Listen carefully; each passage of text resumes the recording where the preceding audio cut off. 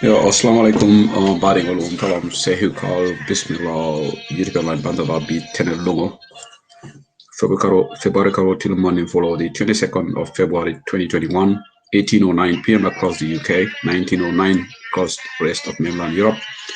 It should be 10:09 a.m. in Seattle and it should be 1:09 p.m. in New York and in Washington DC. It should be 9:09 p.m. in Riyadh, Saudi Arabia. Bal Tentalabake is also 18:09 p.m. in the Gambia right now. Bal Bismillah UTP online Bantabala political perspective. So coming to that alone. Already now Bal Tentalabake in Buffalo. Thank you for logging on. At all morning joined and Melvin joining you to the Monday. I hope the weekend went well for you. The first day of the working week is gone. Monday gone. So the program of that earning Masatala Tola coming card that in Yamerek Zafo the Rajin program of Menkono Nadunga Koma Bismillah Rahim La Masotakuno Alhamdulillah Rabbil Alamin Menakacha Sotolajam Masatala Senengo guide I'm for in the Kula Mealongo I say in Tolnafa in the Banko Nafa in the Patio Nafa men throughout this kachami minsola jankana kuma for me along kasina tinyaro semana. In the same vein, atol kilo killing an interfon kundemo the dual albi alama alayang beso kairola and so sundama tinkungola and so jada kendala and so suturola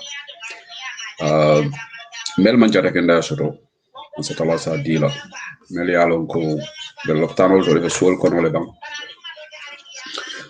masatala si jada kenda dila batala jada kenda di halama de ngola nyin kura mon fanam be dunya kono tay we have to continuously pray for akoni se dang. It's becoming a monumental problem for us, a big problem for the world to deal with. But Mario dak akong adani ataleka femol di molla ataleka dual jabi men wajibat men waragalo men mental kono wala pronga duwani the dollar na banko fana alama alay karaba sabatu je sako nyin sango kumaya tabakele 2021 momo alama alay na banko tanka di fitinola alama na banko fana ayalon di sila kamelango sila kendolo silo melango justice betarlaji nyato taeke ji na nyato ko so melango abe banko kanula from the bottom of his heart or heart na nyato ko so melango bankola ko wala ba itela akana ke fankun nyato ngoti amanke nyato ngo damati mol men fana be dende nyato ngola wol fana ke molti be banko kanula because ni nyato ngo e banko kanu melba dala wol man banko kanu rekala ta nyato ngo saying to community so nimbe duala rek na falindro so na Gambia man sekunda kendo banko din kendo letro man sekunda and good governance and democracy sort of. I think what is very, very important. Okay. What is very, very important. So basically the word duala continuously go duake. Alimbari 1 second. Alimbari 1 second. 1 second.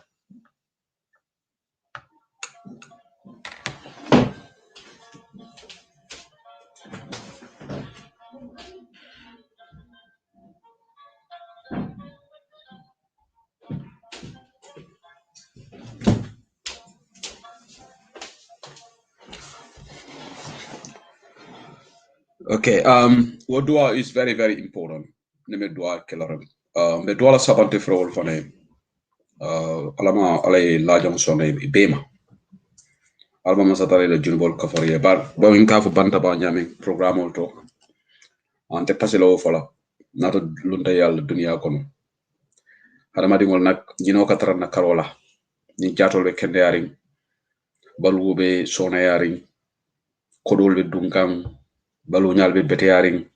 Wato lunka nyina le fanko saya soto tale bal saya soto tale anda bina wato menna ale aka hadama dingo terenne saya buko sara iko dolke la saya jele but by and large comme in alfal ka bo nyame mo buke wululu ngolo mo buke saya ngolo wol mu lungol le teme yalon ko kata fin no ko ndik hadama dingo male wala na saya ka hadama dingo terenne ha wala tina namina rek ay intaraku barati mo bible oliti nel tata mam fiseti tolmen bi jaman ke ko man satalla en to lekkanu tolti satalla telega determine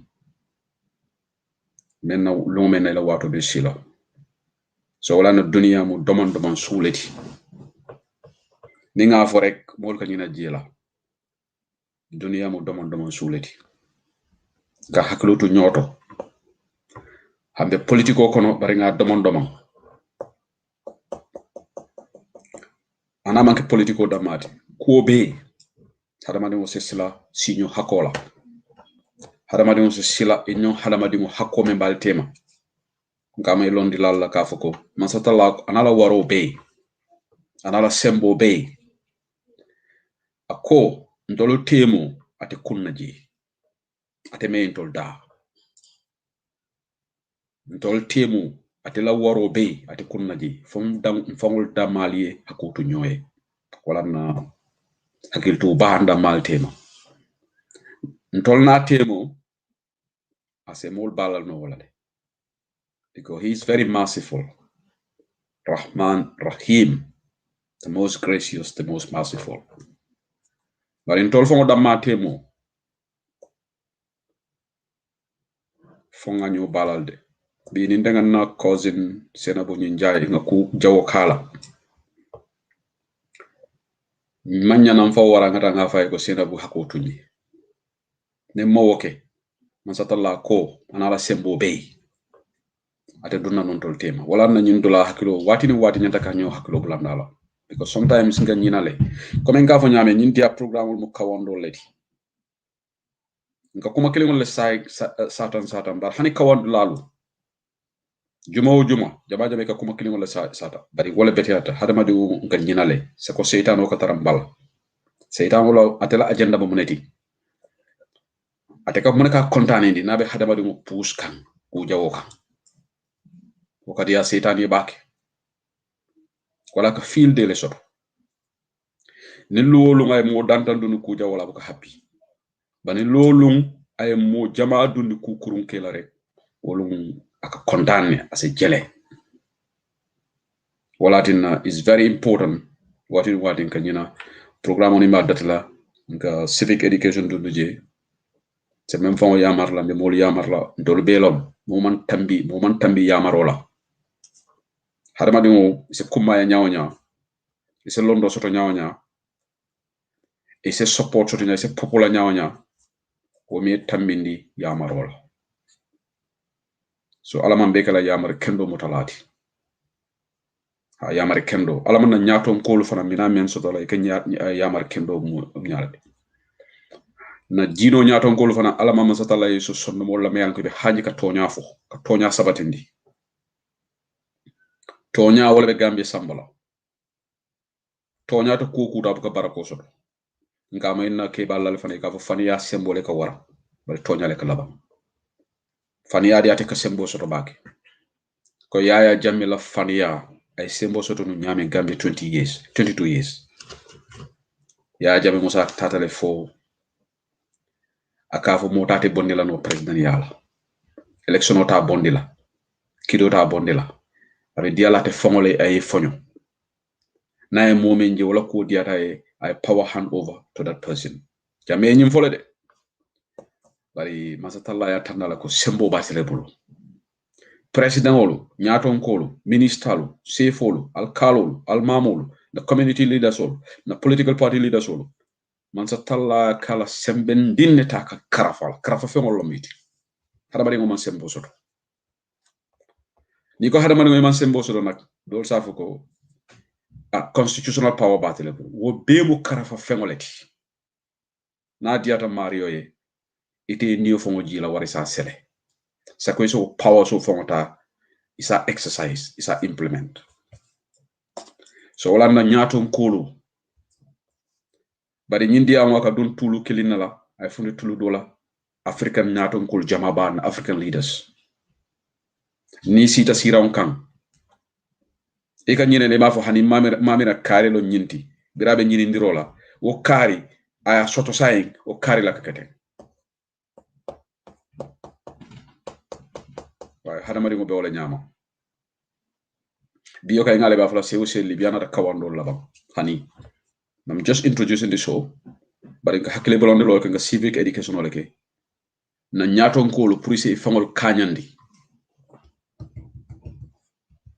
african tem fangol nyini kala ngam fangol korosi man sa talla nyanta men dila africa la denale richest continent in terms of natural resources fangol mel yalla ngo man sa talla fangol ke di tilo na balu ñewol biji diamond gold rutile na timber ni data na forest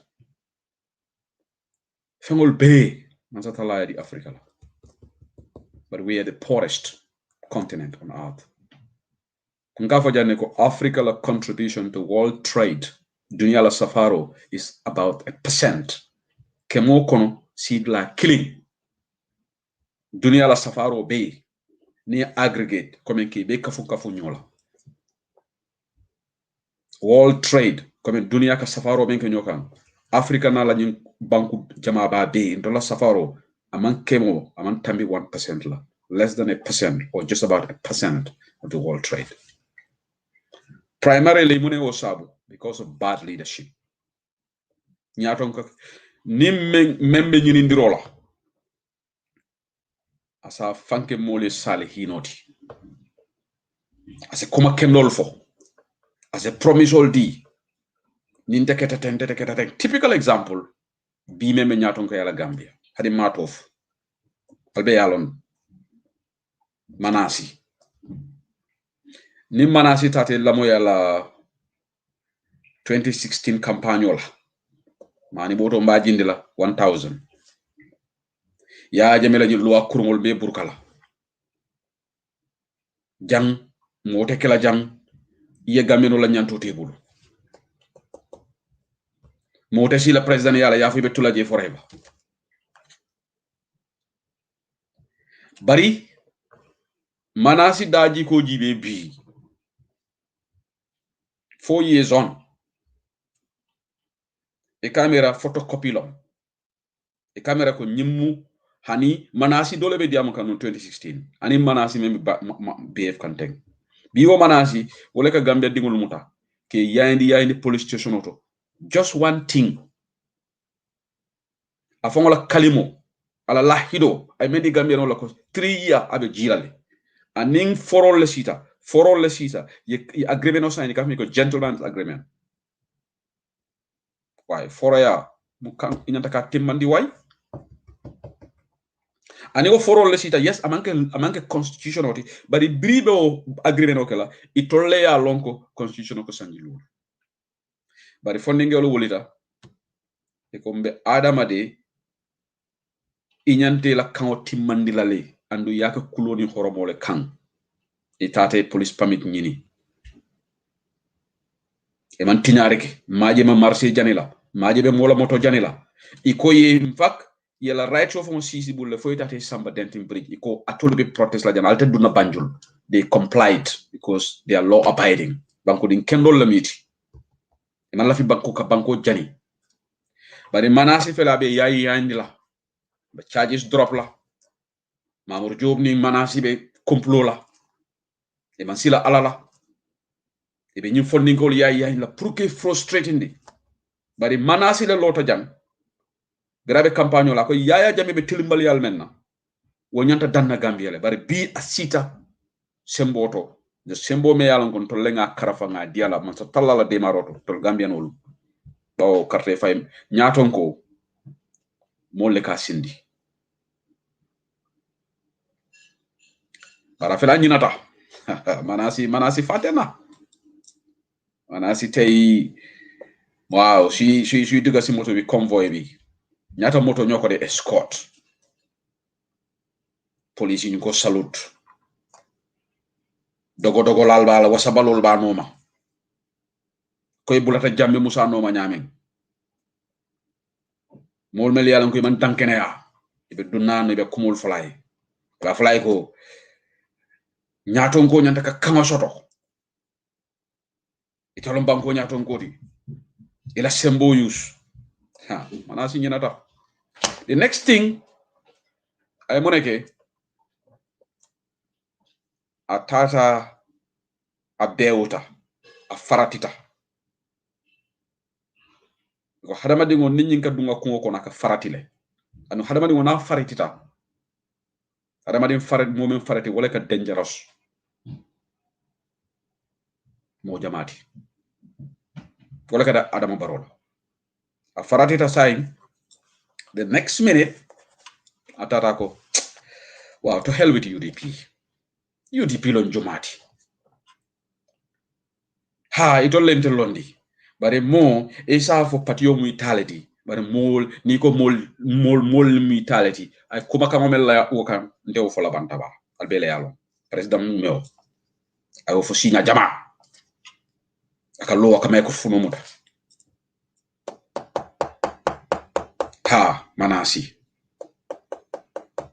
kare tanne tuta jede programme be civic education wala mbedduna topical konole bari ka nyaton kulu yamari karama baro yamari tili kilem bukatu malala nyaton ka idunta ikamune batu ka funti ba idunta le fakabam funtu role tutaji and go fana lungo famina lale iko danga sorale bes bobu olof yi di wax danga sorale bes bobu because yo dugal nga si power bi pare am nga ko su ndigal Gambian yi waaye lu si des mooy yow kañ ngay génna te bés boobu dina ñëw dafa mel ni nit ki sooy dunda ba pare looy xaar mooy bési sa nga bés bu ngay jébal sa boppa sa borom bés bi yàlla di jël mu ne waaw yow fii la emale sa dunda bi waaw njiit yaa bi tamit loolu la soo nekk njiit dugal nga si pouvoir bi ba pare yow lu la des mooy kañ ngay génna waaye ñoom dañ dee faate in fact suñ fa dugal lan la how long will I stay here loolu moo dee nekk si seen boppa yi man léegi 5 years dafa tuuti man damaa nekk fu 10 15 20 njiiti africains yu bari lii moo dee nekk seen xalaat seen preoccupation du dee nekk ok man lu tax man nekk njiiti réew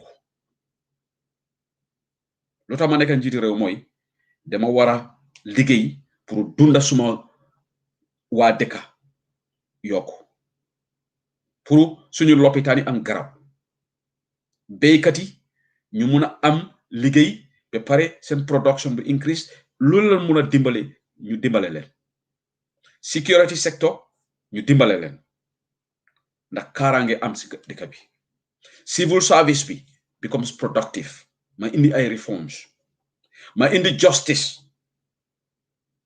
ma indi good governance ma empower the Gambian people ma indi vibrant démocratie boo xam ne waa dëkk bi ñoo amee doole bi waaye du man ma amee doole bi te ngay fàtte loolu yépp lan lañ dee xalaat mooy man naka lay yàgga si toogu bi Jammeh Moussa loolu la def Adama Barrow tamit loolu moo tax dëkk bi yépp fu mu nekk nii dafa jaxaso because Adama xelaatut draft constitution bi naka laa ko mun a indi in fact yaaxa na ko undermine na ko du ko dee wax sax naka lay indi reforms naka lay repeal public order act naka lay indi anti corruption commission freedom of information act naka laa ko indi marchandise yi ban lan laa war a def ba marchandise yi yomba Gambia lan laa war a def ba Gambians am water clean drinking water courant lan laa war a def ba jigéen ñi dee si lopitaan yi wàññeeku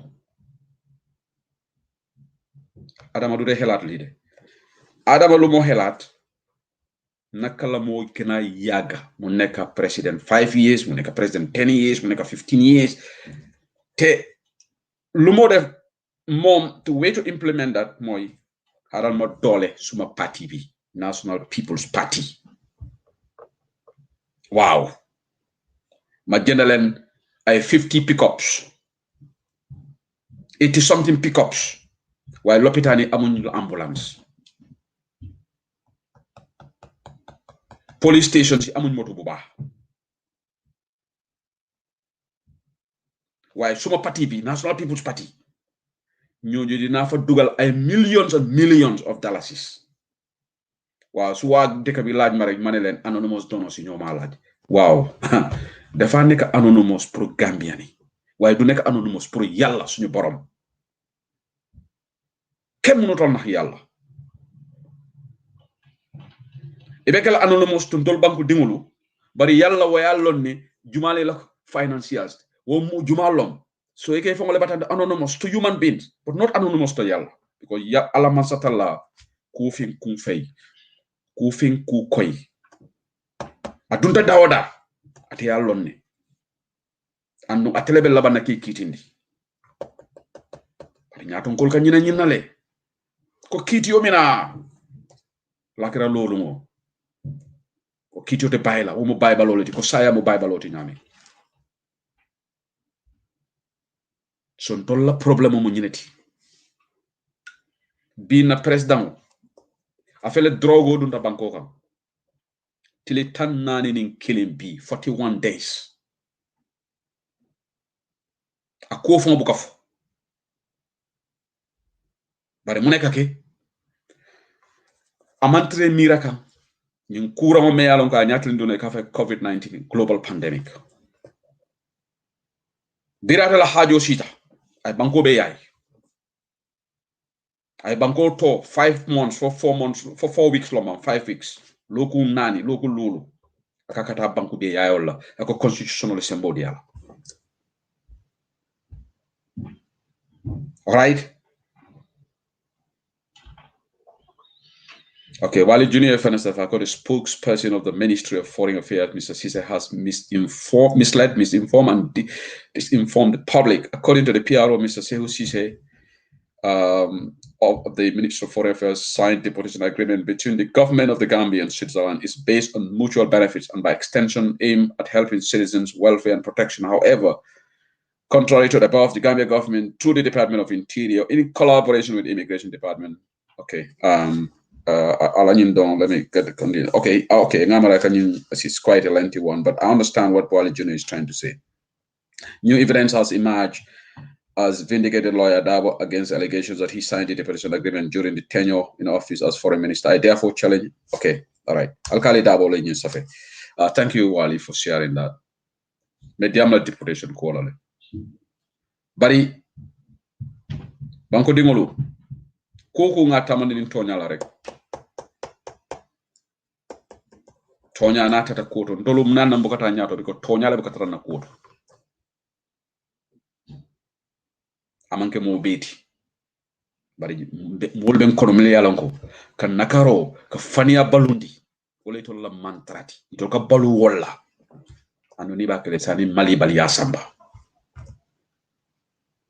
ko hadama de wonyanta kam malu ni ko hadama de wonyanta kam malu dolu koy kat nende hadama de mom malo sota to rek ku jamale kam manku yiba mari bala wala tin na western wall ge toñi ko man dajika ko tuba bankol man dajika bare ndela jero to le dajika tan toliti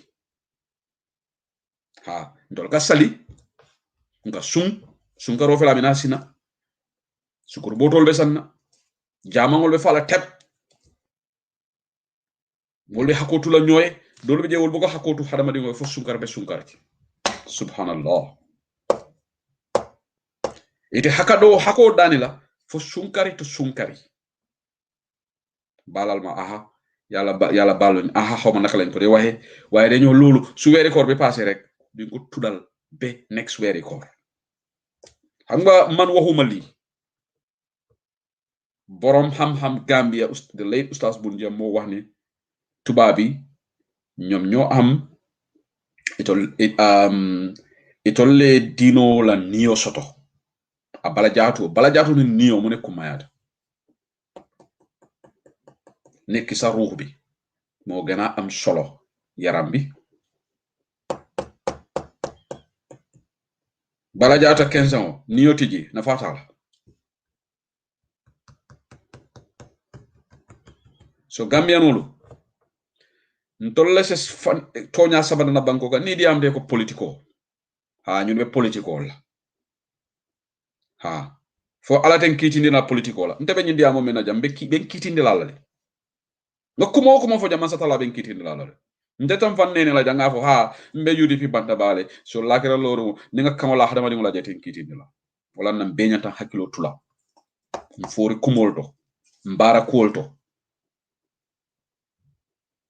adama baro way silo bulale bati jama abe manke fo ñin dunia na fulo kono nin dole be diamo lan kay ko mu nekante jahali munatina Western government masa kundal melbe tubabu du Western Hemisphere munatina ika doylu ika wasa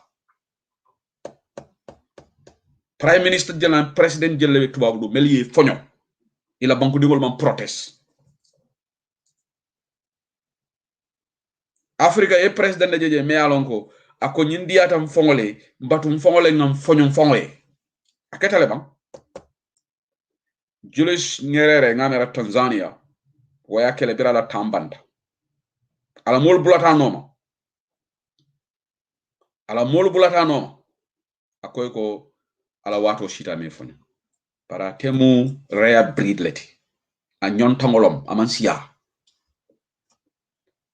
bari ntol ko mel mu kafirol ti ke komandi wolle man dankene ala lay buka sali buka sum dol fo ba fola fanko wole tita arjana ha man satalla yalo no jumal be duna man satalla ko nembe duna arjana kono wo sembo ba damale bulu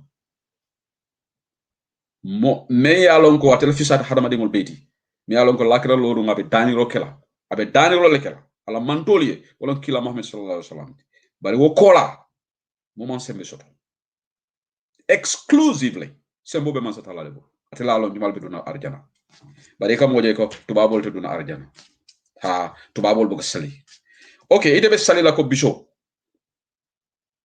adama baro ko sali wati bu kadam melia long iko even before president wati iko adama baro ina be siri rek sali wato iko sengor fana ye fonyole thank you Banta M Kuyate thank you for reminding me wala nanko amansia abi jele bari mansia Africa nyaton kol kono melia long ko fongole on their own volution banko dingol man protest coup d'état manke ime boy ndi carte auto il faut ngoy si iko ngam fonyo fongo yenne Africa ibo kontilale mamara be fula o saba atatambila wala Nelson Madiba Mandela ya kele I one time like I fonyo Julius Nyerere ya kele Senghor fana ya kele the whole continent is a continent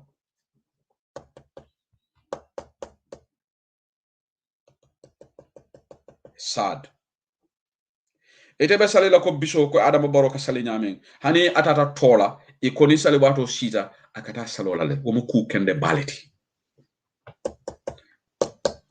bari te ngamra ni momon ka sali go nyame te koy dankinat alalale ite manyana la hido tinyala sako la hido me warata kalo banko dingol be ka foy ko ndebe sanji sabale kala iman danjede e kontel lola 2021 kufula lebe takene njande la hido fuda ayoli ngol ka focus la hidi kilingole kam ba wallahi do e ka woden ne lawyer dabo la ha lawyer dabo before ma audio dole moy ngamere ko NPP la modolam a council do la lafto la convince la ngamay si sasi rek ako ha bari halo lawyer dabo le fam ko eko because NPP molo they are just obsessed with lawyer dabo they are so obsessed with him ito lukela diamo ke ma lawyer dabo tof ha in fact ika adama baro la nying bad decisions jama kat la fa justify la halo ada bala kanyingi so ni lawyer da ko adama baro ko tete fam fa Atlantic Ocean ko na bagelal hani atakela fo adama baro ya lawyer da ba ma fa ko la youth movement no kanake muna bala youth movement amam baro fan ama youth movement no tra transform into baro fans club aboto jaaka NPP fo lawyer da ba ma fa ko ni youth movement to support la national development plan mbebe support la wala ando hani UDP ko dinka wuleta jang akate la support la yo bulanteni wo mari tema I ho for publicly many rallies but youth movement no wo manke man sekundala bundati o te discuss la cabinet ana man discuss cabinet je fo manasi man bam fara ko youth movement no bitala because of ala interest la bi so NPP ngolu ale mol dahandi dukare ni lawyer da ko Adam Barrow ko tete fam fa Atlantic Ocean kono attaque la so li tombe moy indi ay gaaf o lawyer da wax na wax bi rek feka mu ngi neex Adama Barrow tamit ne waaw in fact lawyer da mo wax ne legi ma tok 5 years okay lawyer da kay ko ha 5 years bari fo lawyer da fa dan kay ko 2020 ñanta lola by force da bala fay Adama Barrow mu lahi di tinyalal di bari kaka salile iko sali wati bu ka dang je Western leaders all welcome to ko David Cameron ibuka sali bar wayala lahi do timmandi mbenyum fola len kanyum fo ale jande bantaba every time ngani example di janne David Cameron dry election o winjang akabe British people all sambala to referendum pour Britannia decide for be stola EU le fambe bolaji ayo lahi do timmandi bare fara nata foko atebe pour Britannia remain Europe ngato Europe yes atebe wala vote la bare ni no winter ay fonyo ay foroya samba ko among British people on confidence diala na cousin brother Felaja Abu Fati. I'm sick when I play the video of Barrow on TFM. All the good words and the broken promises. Abarakabake Abu. Abarakabake. Bini menko o video for play la mana signala ate sonna. Fomma loka soto le bang gole foy. Ye promise odi. Iko kasali. Ntolunga Islamu muta muneti. Kasali kasung. And this is where a lot of people will fail. Ntamanga alati bari dina nyaton kol ka memfo monati na ngam fo nyininka monanna ustaz bunjang almani manin ka farkala monanna ko islamu niyobe tubabul le he spoke in metaphorical terms kuma koto ma wala fo moli islamu man nanyina ye waram baba dum waran kadi njaye nyi garambo babal dum ay fudanol ma ay mala e muluke ay ta jama moto ay kurus bal muta tol ngolo muta islam odi yendan dunia konol de tubabul jana fana c'est possible yendan jede ando rek la jama siboleti because ila nyato ngolu ko ika tamani tonyal la by and large mafako 100% moment timma il fane la sotarol sotole because hada bari moment timma but by and large itol la fisata nañ afrika nyato ngolti leader jumale be western world mais adam baro la fisatati ali leader kilim fo nyama ni leader men be tubab wala fisat adam baro daji ko la karol ali leader jumale jajang in the west ay law a kombe sanji sabalekela warentete law la 2021 ay na fali ko ablay waday menke wax wahet abla adam baro men ali leader kilin to fo jaway bari ñu no buka sum intolla muslima ya karola buka sali commentol dole ñe mu dako ni buka sali right adama mango daji ko soto lahi di tiñalalom amanke banko kanu lati amam banko kanu self perpetuating rule alaf tole dundi la Gambia ka atebe mela banko to nyame ngani na programme dati wala adama tilwo tili alane adama jela diamta mitindula ko musulu mbala fatale ni Gambia musulu ko rohi malik lo yemenke mbe rohi malik lo la audio play la janne bur banjol abe diam gani wato kono ko musulu le nyanta bala fa sotole fongol Gambia musulu wala mo le wolun ning oli di babada wala programme ko jam very important panel discussion alnane adama baro jela ko Gambia musulu melka fa tingol adama nana diamta publicly throughout ala nyito ay musulu la kool fo ko bala fa Gambia musulu ne men de fala tingol in fact wo first lady let lunet dun la Fatou Babaro mais ala ngati amera first lady yamu ka lunet to dum atela labanta lunet dum wala mo mujé sol lunet Fatou Babaro mo mujé commencer sol lunet mo bala mo nek first lady do dan sol lunet way legi nek na first lady rek mo ne aduna bi fi la em waaw man de ma sol lunet goudi sa defa sol lunet suy fecca sa defa sol lunet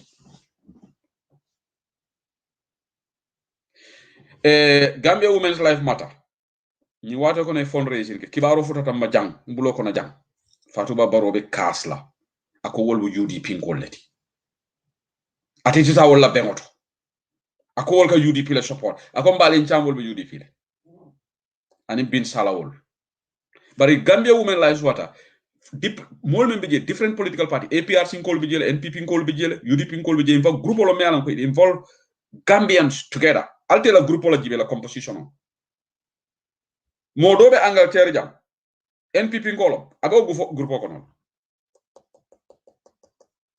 je bari Fatou Babaro ko atetita wala fundraising to because of mum akol mu UDP ngolo di ali yala mira nyaajele so ni UDP ngolom bar wala fundraising na pour que gamme musol ma koy hanata UDP ngolom wala nete banyana talaji so banko be nyanda tal NPP comme mbila mo kalantango dole be councilo call kan aliya audio moy forum mo kono le ani UDP la councilo dole be akwa ko nafabe NPP le itala tundo molo ni lafte kukendo soto ebe bala UDP le bar kende ngi ya jabe men mbele nga mo nyola ale audio moy forum mo kono ngaje UDP kibaro pa mane ya play because ñunu believe ta kodol la aliya moy du sahno la janabe diam ko audio kono ko ni momo la fa kodol eta NPP ay mo dole to fon fo mala fe ka to fo jang ako mari tata je ko korobe NPP le ako kodo ako mo ni la fra balu kendo la ibira NPP le so this tells the story ko they are all about money banko kanot ko adama la ñin diamu siya be alnane adam moy la diam ta corruption wala ko wala anti corruption commission adana ya fa dalale ba sanji nani adama buka diamu anti corruption commission on abe diam la gambia mo adama buka diamu public order act ba repeal la ñaadi COVID-19 fele COVID-19 Allahu akbar ke hadama dingol hanyita hadama dingol buke miri la kaburola bari ñim man sekundalu fo ke miral ko kitio bine male bam COVID-19 billion le dunta man sekunda World Bank ko do dile iko $500,000 si jole bonne na budget fo 500 million lo mbam malo bari ñim man sekunda le funtata jang iko COVID-19 to audit la atolu baro support lalo al hanita alala le bang astafral silata alala le bang ali alanya silama soto le bang iko be president support la president ka fundi aka fo banko be la na fulo nga dundi damen ala masakunda ko nta audit la no nyinda may adama nyanta adama bayinde boyinde la election to nim gambia moli faham roke hani kudol fo man nade only this point billion dunta covid man sakunda lote kale ko ndolto nyin kontiro kala nyin kuro adunta dame nyin damala yatina gambian ka kendo every well meaning gambia mamul ji melialon ko imam banko kanu ila posol yo le kanu mawol kontije manta diam ka woliye manta diam kan hasidol fane ko hasidiamu kuranoleti obuka jarano hasidiamu kuraneti mumuka jarano diamu buka jara ise diama mari kabrin somanda fu kiloy boy amari kumbuka dunga konkora biko hasidolom a sondomo kono fenne ka janije ate buki reason amari buki think outside the box abuka bankoje wala ne ko hasido o ma fanso lolu febar la ken munu ko fajj te ñu bari nekk ci NPP di hawti fi ci Facebook bi itol mu hasido lati e ka jumala hasidia loya daw wala nani la diamolo be ha loya dabo ketatenne loya dabo e mol promise do ko wala le loya dabo ketatenne because that's what they can say. But Ladabo is not in charge of the economy. Gambia, a $1.6 billion economy, Ladabo is not in charge of it. Right? Is he? No. He was in government, yes. But even when he was in government, the buck stops at Barrow. Barrow on president. Public Order Act B. Ni Adama Pareta B. Anti-Corruption Commission. Adama yake. Coming, I itemen soto ka NPP lo. Muna biraman nko Gambia nolo. Se useli wol manyana diamula baki. Nyin diamula men beka diam Facebook do na diamo manyana sela de. Gambia ko be larine kene baleto. Li mu ngi feñ ñep gis nañ ko. Adama bira pareta NPP lola. Fama NPP lo. Habari public order account repeal excuses upon excuses. Ntofo Barikare will go to radios and give a lot of excuses about Freedom of Information Act, munana manna, ni libelous laws, ni draconian laws on media, munana more repeal. Asitaka excuses upon excuses. But very Adam after MPP Lola. Munana yoke within 4 years. Baro youth movement. In fact, the very first year, Baro Yolo. Kume bankol nafa. Pour que tiñaro bay na banko kan ka suñaro bay na banko kan niaje afrika montano ñaato kabri ngam fongo soto sanji tallulu ni woro ngole soto hanisay to labbuntu be bandale ntol nim banko lu me ya dati njola men kam to ko Mauritius woli fongol no saying wala per capita income is in tens of thousands of dollars. Singapore, Taiwan men fomu Taiwan di nga fa le janne ndenga Taiwan la economic development model nga karanne ndata Taipei city le. I went to Hsinchu University in Taipei ngela model study le. 1970 Taiwan be fuare yare ne ko Gambia be nyame ibe depending senole kam wol natele economic transform for Taiwan nanata results la atamira dunia kono they were number 3. Taiwan la results atamira UK 30.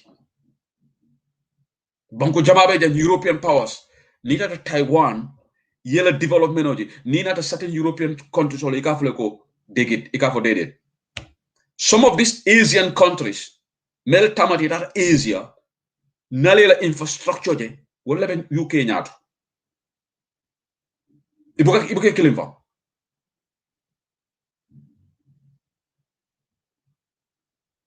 bari muna be kering ndol mu fanna jaw molleti Africa surtout Gambia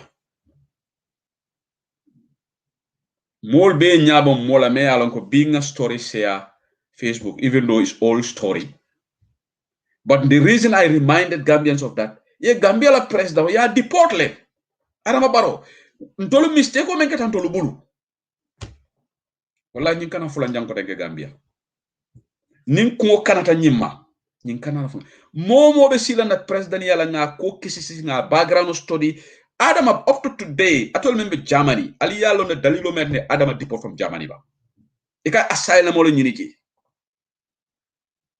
mona na yala asylum mo reject mono mo sifa fo nyanda kala la president with no disrespect mafoko momo ye deport manyana kala president bari nyanda kisiro kelale because dolbi je woli ko wol deport on genuine grounds but knowing Adama Barrow's record momi yalon ko yalon nyaton ko lo malafi ko modol fo jam ha ba alphabet programme wala may kanni so I have to respect that and on be UDP platform olito bari Adama lota janni ako tilo kono ateka montoro tanning konondo for 19 hours for Adama dumu robot letibam Adama robot tubabol kam ko robot nyim machine mel ka do ko ke mel machine mo machine wala robot mi wol hadama ngi kamenke ko lek say robot wol fo sotal nita restaurant no dolbe in France some restaurants in Europe nita raji robot wol le kam wala da samol tabiya samena tubabol they are getting to another level restaurant dolbe France e ko nita raji ikela order place robot o na fo manke America jam patient o be laring ala wato sita robot le nata fay what kind of big issue in US atolombe America I don't know which state is that doctor ni ay fengo be programme robot le nata ka fay ko la wato bantale that's so inhuman very inhuman robot li ke programme be kol be kala so restaurant ol be dula ni data je check in ta eta yela order place ha ndela fi dañina la fi dañina tala na me ñuto roboto a beta aita be tabi a be mix sambenam imagine robot like this ko robot did wala la surgery in the US but this is it Adama do fatimu robot hol di Adama kaka do ko ke 19 hours Adama Barrow ako berana do UK jam so Adama ka how many hours to sinyo muno fo mo mari ta courant nama because tilo kono 24 hours lebiji 24 minus 9 is 5 hours So Adama be salila. I domoroke. I ku within that 5 hours. Okay, Modo be nendi rola jang. Let me block that person. Alimbatu.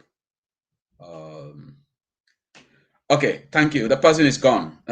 We don't tolerate insults on Bantaba. You can come here and support Adama Barrow. I have zero tolerance. I will have zero tolerance. I don't care who you are.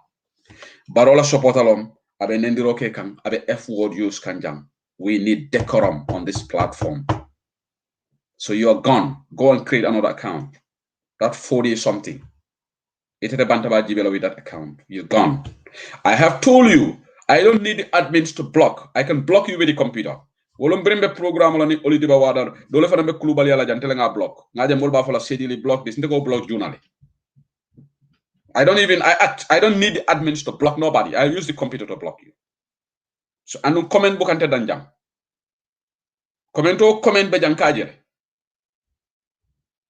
So but nalma la fi mole barola kumo fo Electoral alfam fa Atlantic ozono kono. Atol non mati fo molde adama la kuriya fola. Fatol le tamu Gambia tibam. Fatol damale Adama Barrow sindi. Most of you in fact supporting Barrow. Today you didn't do nada for Barrow. Ale monekai. Barrow la advice sol jibe belbe suti arabala. Fo Amad Baye monek Adama Barrow la campagne. Ramam bora tata si Senegal. Namak Adama la fisur walla yati. Amad Baye nyanta kama sok la nyima sekundar. Biri molbe campagne wala Amad Baye tata Senegal tata siji. Ali yaje toto la campagne Adama Barrow. Mojel lebala Sidi Njai wol. How many people are in that camp? So normal la fi Shehu said libe bankola kumofo. It is not a force you have to counter bantaba. Well nal nata jang itetala mola bunkono ya fi be kulubali yakelaji. Dangana ragle wala ñu ragle len. With the good of technology, use of technology, anybody who tries to get out of the limit of acceptable limits on bantaba, ite bajelele you are out. Say ngaji bebe safero kala dama tela personal wolo to safero gaji. Nalmal la fi nga Adama Barrow atol ni Adama Barrow ben tul matul faale fam jama Adama la fam faale saka tol because ntela jero to Adama manke mo kendeti. That's my opinion. Mo kende jiko tala anu mbo fula la nga foti kafu na ko eta me etete fam bla Atlantic Ocean kono. The president is doing bad things in our country. Drogo fela ben na banko kam nga kibaro soto iko lawyer kumado le beji. And reportedly, I'm going to put a caveat around that. But mambulola material evidence come. Gambia lawyer Kumaba Dolo allegedly because Sirif Tambedu and in Banta Keita it had Adama Barrow midle. Allegedly. So Nini Kumuma Ketonyati let Sirif Tambedu come and clear himself. Drogo do not poroto. Iko Banta Keita was there. Banta Keita Yemanta. And in fact, we are getting fresh evidence. What is Sototajang? Because the story keeps changing. Iko Banta Keita tata Senegal.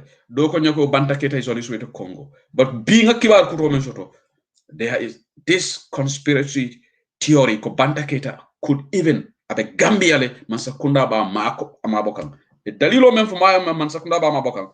Because nim Banta Keita ya trace jalo singo be forankan kullo jamal be funtela. So saying Paul Sirif Njai ya wala samba court. Banta Keita la lawyer ba represent la. Where is Banta Keita? And again, ntol be Banta ba ntol kungol ka tamale, ntol kungol man kaput. Ya understand me? Ntol la 5 common sense sol ka tamale. Ntol la system obuka balang. Ko Adama Barrow la system ka balang nyami. Atol membe Almenka television will be in the advanced countries, whether it's America or US or Great Britain or Germany or France or Austria or most of these countries anyway. Ning tinyara sifal kelal ka muneje. Police all they will come and talk on limited evidence. But they constantly America mamme moda case zole keta alka police ol jele kana always ka mol brief. Even la mayo fon kanale. Bantaketa 41 days till a Tandan killing. No single press conference by the National Drug Law Enforcement Agency. No press conference by the Interior Minister Usman Sonko. No press conference by any of government. The only TMS have one paper press release by Ibrahim Haji Sankari. Aliya nyinje banku jumalito. Ndolla jan ning serious crime kadajang. The police are always on BBC. Giving evidence, giving report, because wolube tonyale kang. And you know why they say that? Say who said the intelligence officer, but manangana nyunu karandi domandimba. You don't have to be a rocket scientist to know some of these basic things. Yalmana na police ol koki. So that banku dingolu niye kibaro soto they will give lead. That gives intelligence gathering. You collate information. But the so-called investigation, the only thing we heard from this very irresponsible, dysfunctional, disoriented, useless government of Adama Barrow, you know what? We created Intersecurity Task Force. Who is heading this task force? What is the composition of this task force? Journalists up to this minute. Because we have a lame duck media, by and large, not everybody. Lame duck media wala be Gambia. Nga fale janne ko mbele ka television ol jibe, mbele ka news outlets ol jibe. Berin Donald Trump lafta la nyamato yakel America, nga journalists ol jele they stood for the United States.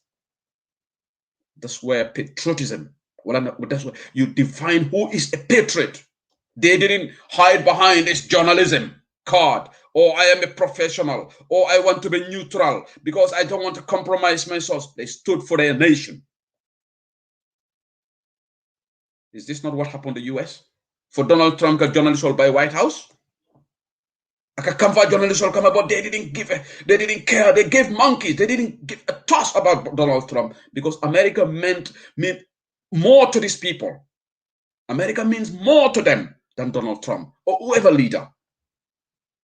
But couldn't kindle you in difficult moments, you have to stand for your nation. The media. Ndolla UK jang Scottish Prime Minister dole nata jala ftak kalabante yakela pour ka fenke journalist oli da bulate ngoma faye fonyo Gordon Brown.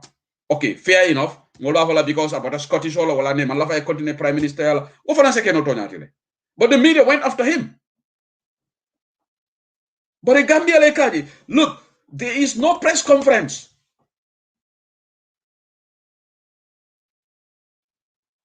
Wala na woluntata just show na call KJ and by let me say this here. I respect just show. I like watching just show. Bari lafra kuma kile na folaja Mr. Jackie kuma kile na foje. Ninga times ramba contributor. That is a non-starter. Moma nyana la panelist all nenna. Ken warta saga panelist. Mansuma bopa, I will condemn that. But people can disagree with the panelists and people have a right to give their opinions which run at variance with what the panelists would say. That is not like you're attacking people. But we will not allow, just because they are given their time to go to a platform, so they should have free right to say whatever and they should not be challenged. No, we should challenge them. Within the remit of democracy, within the purview of democracy, Nyantake challenge. Ndebe nyindia mo mena jam. Moi right of line challenge, I debate. How many people came here and challenged me on issues and I let them speak? That is democracy. But you cannot say people should not criticize your panelist. No one should insult someone on a media platform. That is a non-starter. That is unacceptable. No matter who you are.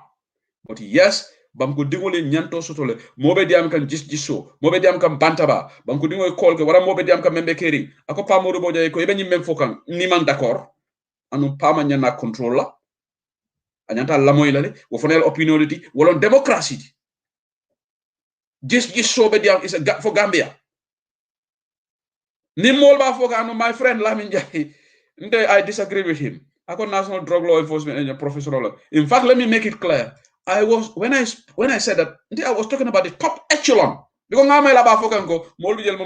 of course National Drug Law Enforcement.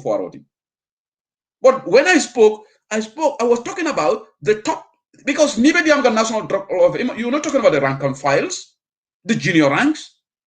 You're talking about the powers that be at that institution. Just like the government. Government is the people. People in the government, junior ranks, they're all part of the government. But Jama government, you're talking of the cabinet, the top, the managing directors, the heads of institutions. So this is, issue. Police nyantaka daily or weekly, at least week kono sinya kilin sinya fola nyantaka mol update ni drogola. Journalist all fele. Munana journalist all ma wulieta interior ministry yafoko. What's happening with this drug issue? But journalist all kan mediocrity. Mediocrity jama call a report. Navale neko there is nanata saferola karola. Ntela diroto. Journalist clean nebe Gambia de menka safero kede. Yes, anu mbengo olonne. Mbengo olonne. The journalism menkatu award winner. Mustafa K. Dabo. Saferola. Nana Namida. We have platform on Melialanko. They will do inquest on national issues. And we know those platforms. But Droko Dunda Bankokan. Ben Suare. Alenga Tentunga Jayi. Suleiman Ben Suare. Amanka Yudi Pinkoti. Ben Suare is giving daily briefings. So only diba wada from your reference na program auto. Akaka update o jemintole. Ben Suare will say today is day 41. Every day he talks about this drug squad because nothing is happening. Alga NPP ngol jole kadan yin drug olaba. What is stopping them? And you know what? The hypocrisy. Ni fan jebal man sekunda kuruma. Maneka ke wallahi balafale fan kanela koto. Tawde alhamdulillah rabbil alamin masatalla yende mambota nyi man sekunda kurmu supportor. Wala nan ka fo sayen kallalen ka sino. I cannot imagine myself takatra nyi man sekunda support kan sayen. And I feel sorry for the people that support this government. Because muntu bala sho kuta fonte nyo suite la baron fangola kumo manasi la kumo. Nga fon remaina fangola kumo la. Yaya Jamela Jamano Drogo tata jana Mauritania ya addressed to the Minister of Agriculture. Ntol meme surogulo kono ngoke talking point. We made that headline news. But Yamala Jaya Jamin ko ya Jamin mu drug. So you don't nata, you don't want to talk about it. What does that make you? What does that make you? Because the government is, yes, your container muta poroto. And amanke ko National Drug Law Enforcement Agency ole container muta. Wallahi ni Interpol ma involved nyinto. Ni Gambia din kendol man dol bi je nga lonne meli alon ko fo wala ni container ni drogo be duna banko kan rek fente fo la je. Just like the 1.8 or 9 tons men follow dunta 2019 for 2019 drogo man do Gambia. Fo yo muta poroto le. Ida do muta mintolo warehouse wo dunda le fatata Lebanese ol ya sabana ila sukur container kono ya dundi je ya drogo dune munena attaquer wo fana yiko ma evidence fo man ka jam. So barola man sekunda Ndela jeroto ñun lañi anonymous donors all. Most likely any drug dealer like a deal. Unless you prove me wrong, I will keep saying that. Ndela jeroto. Nal almala be sehu sedli yofo. Ngal tumi. Al nale kumusone andi. Because nga kibaro men sote ko reportedly nti je beraketa de wala nambe fon kovaka. Because nte amanke kon silata barolal de nte kamira na kaburol. Koku man koy namba fola nga moy wala nyama. Faketa wala nyama bang fa manke o nyama masata lalalo bari ya fonya nyama nka sata wala nyama iko banta keta anin tambedu tata baro mitle fonyi kumo mu tonyante fo tonyante alam bari meyen jahala koto banta keta dum fo ate dunga kum fanunte wala ka yemale bang banta keta because muna nan believe ta ko banta keta be Gambia nana na dalilo tandal. Interpol is in the picture. Banta keta tet hanyla tala Senegal, ate hanyla tala Mali, ate hanyla tala Ivory Coast. Because abanyele ko wolba mutala ya hand over. Because wolu man sekunda near banta keta je. Somebody with a passport number. Interpol they have the radar. Atinala Europe. Nana yeba mutala. Atida France. French passport citizen non. But ata hanyla continent France. So abetala mabori Gambia le ye ya mabo. Nte nyinon tala believed. And I am making convincing explanation. Biri moyen call bi anyim fonye. Nga yo ya wa degawai. Ki hejna Gambia la nek. Because hamna ne sudeme Senegal. Security forces nen ko apprehend. So they may be Bissau, most likely the government will apprehend him. So ana banta kita le. Je go. More meli alonko your drug dealer la business or long. Most hani 3 tons of cocaine. Me alonko what 4.5 billion dollars. Dollars ko billion nani. Ibo sambala banko kan. Ite fond mantra je. Yo bularika ay tafong. Jumal do kela. Drug cartels all do they work like that? Anu jamaja make a sembitiol le soto. Man sekunda security forces melka foiko ninyi nata ndolba asola le koni. Wala na deyo be kiri man sekunda. Fembo ka fo ni drogue la ko. Anu ni afo NPP nkol baloka jani. You talk about this drug, they go mad. I care less. You can go get mad. You can get mad million times. You are not more Gambian than us. Because ngafo nyamen jami musala tilo. Bring drogo dunta Gambia, but you addressed to the agriculture ministry. Be jamme ta fola wala nyama. Hani UDP man sekunda la sita Gambia, drogo dunta Gambia ni wolba fola de. Bari te jikita nyina ko, UDP man sekunda, drogo te dunta banko kan. President lawyer Dabo ma action taji ka investigation okay. But ali man sek ali adama baro man kuto jale. Moto Hilux 4x4 morning saba ay wala samana NPP. Anum volan reportedly, allegedly, iko nyimbanta kete kododi barola. Nyimbe nyim information odi. Some are saying $100,000. I don't know how true this is, but this is the allegation. Let Barrow go and clear himself. And the way Barrow found clear, because Barrow's silence is well from about indict come and implicating Barrow more, because Barrow is the commander-in-chief. Barrow should have addressed the nation. Barrow nyanda Gambia no address la ko ngo kule kata ja menya mumu nyon tangoti. Ale ya jame jale. I hate to say this because I don't like to give an iota of praise to Jame. Yes, I can't stand Jame. Yes. Because mo fala. Biala jale revelation of the TRRC. Na jaranka brothers all mentaraje. For the first time today, nyominkas na nyomin kolje me alanko nyomin kolom iko modu bojang ika kate mo nyomin koleti dan kutole ba ni jaranko ay akabe jarankol fala. So nyomin kolu today we got something on you. Kadi njay la mo Allah mo lewo mañaki ena melal ke be police fo Amadou nyaadilo Amadou Badjilo malfu John nyaadilo ba ali amela na fofana ba fola ni keita jaranka fulul mel bota jara 40 ba iko ñunu ko be iko ye balal because of tankuto. So Nyominkas are also not part of it. We got one Nyominka. So this covered the length and breadth of Gambia. Today is the turn of the Nyominkas.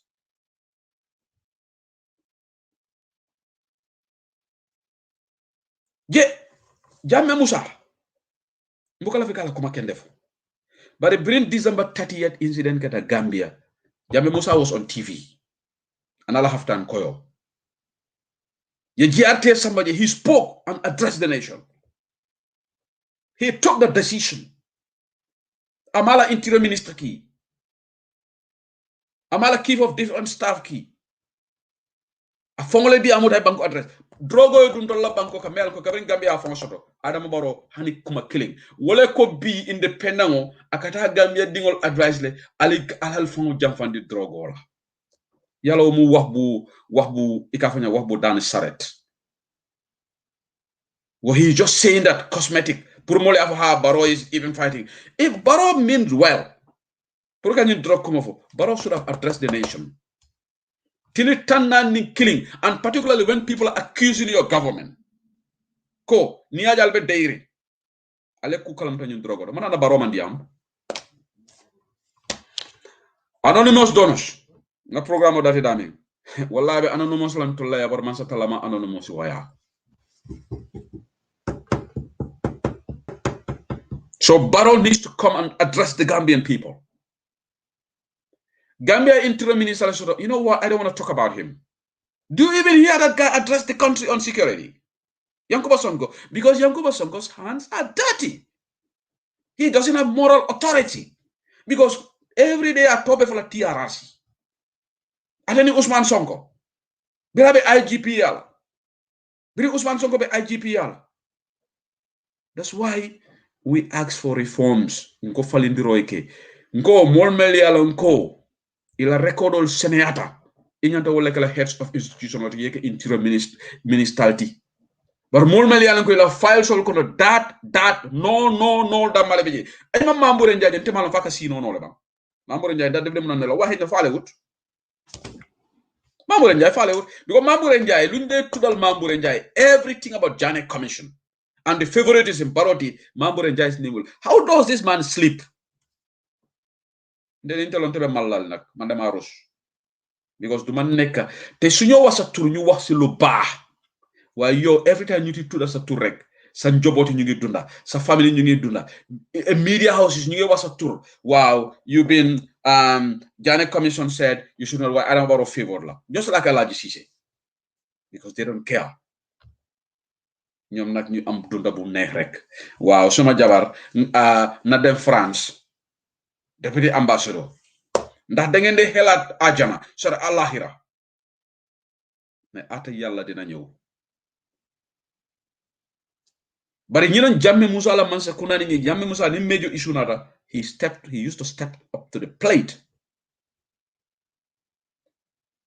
bari Adama Barrow fe le drogo be deri bari ndese ho shedili ni men niyo jila mba sere la lolu ñu drog ko ba fola fo janning December 4th aliye kuka jal mafoje ndol ñun drogo is not going to go off the radar because Baroka monefo gameno alla diamolom lukling alaji be alkal kumul jata alkal deger bopata ndol fanan deger bopata la in a good way nte deger bopala in a negative way because ka deger bopa negative o mu na fate wol ba ñun drogo ko wobe fala le wolu anu gameno akana ñun drogo la de al ñun drogo diam what up all yolto al ñu drogo diamu president me alongo jaman news ko sayba for the president that got deported e ko malam for the velt lumber for velvet you know that the paper what is it the German paper namara the velt lumber one of the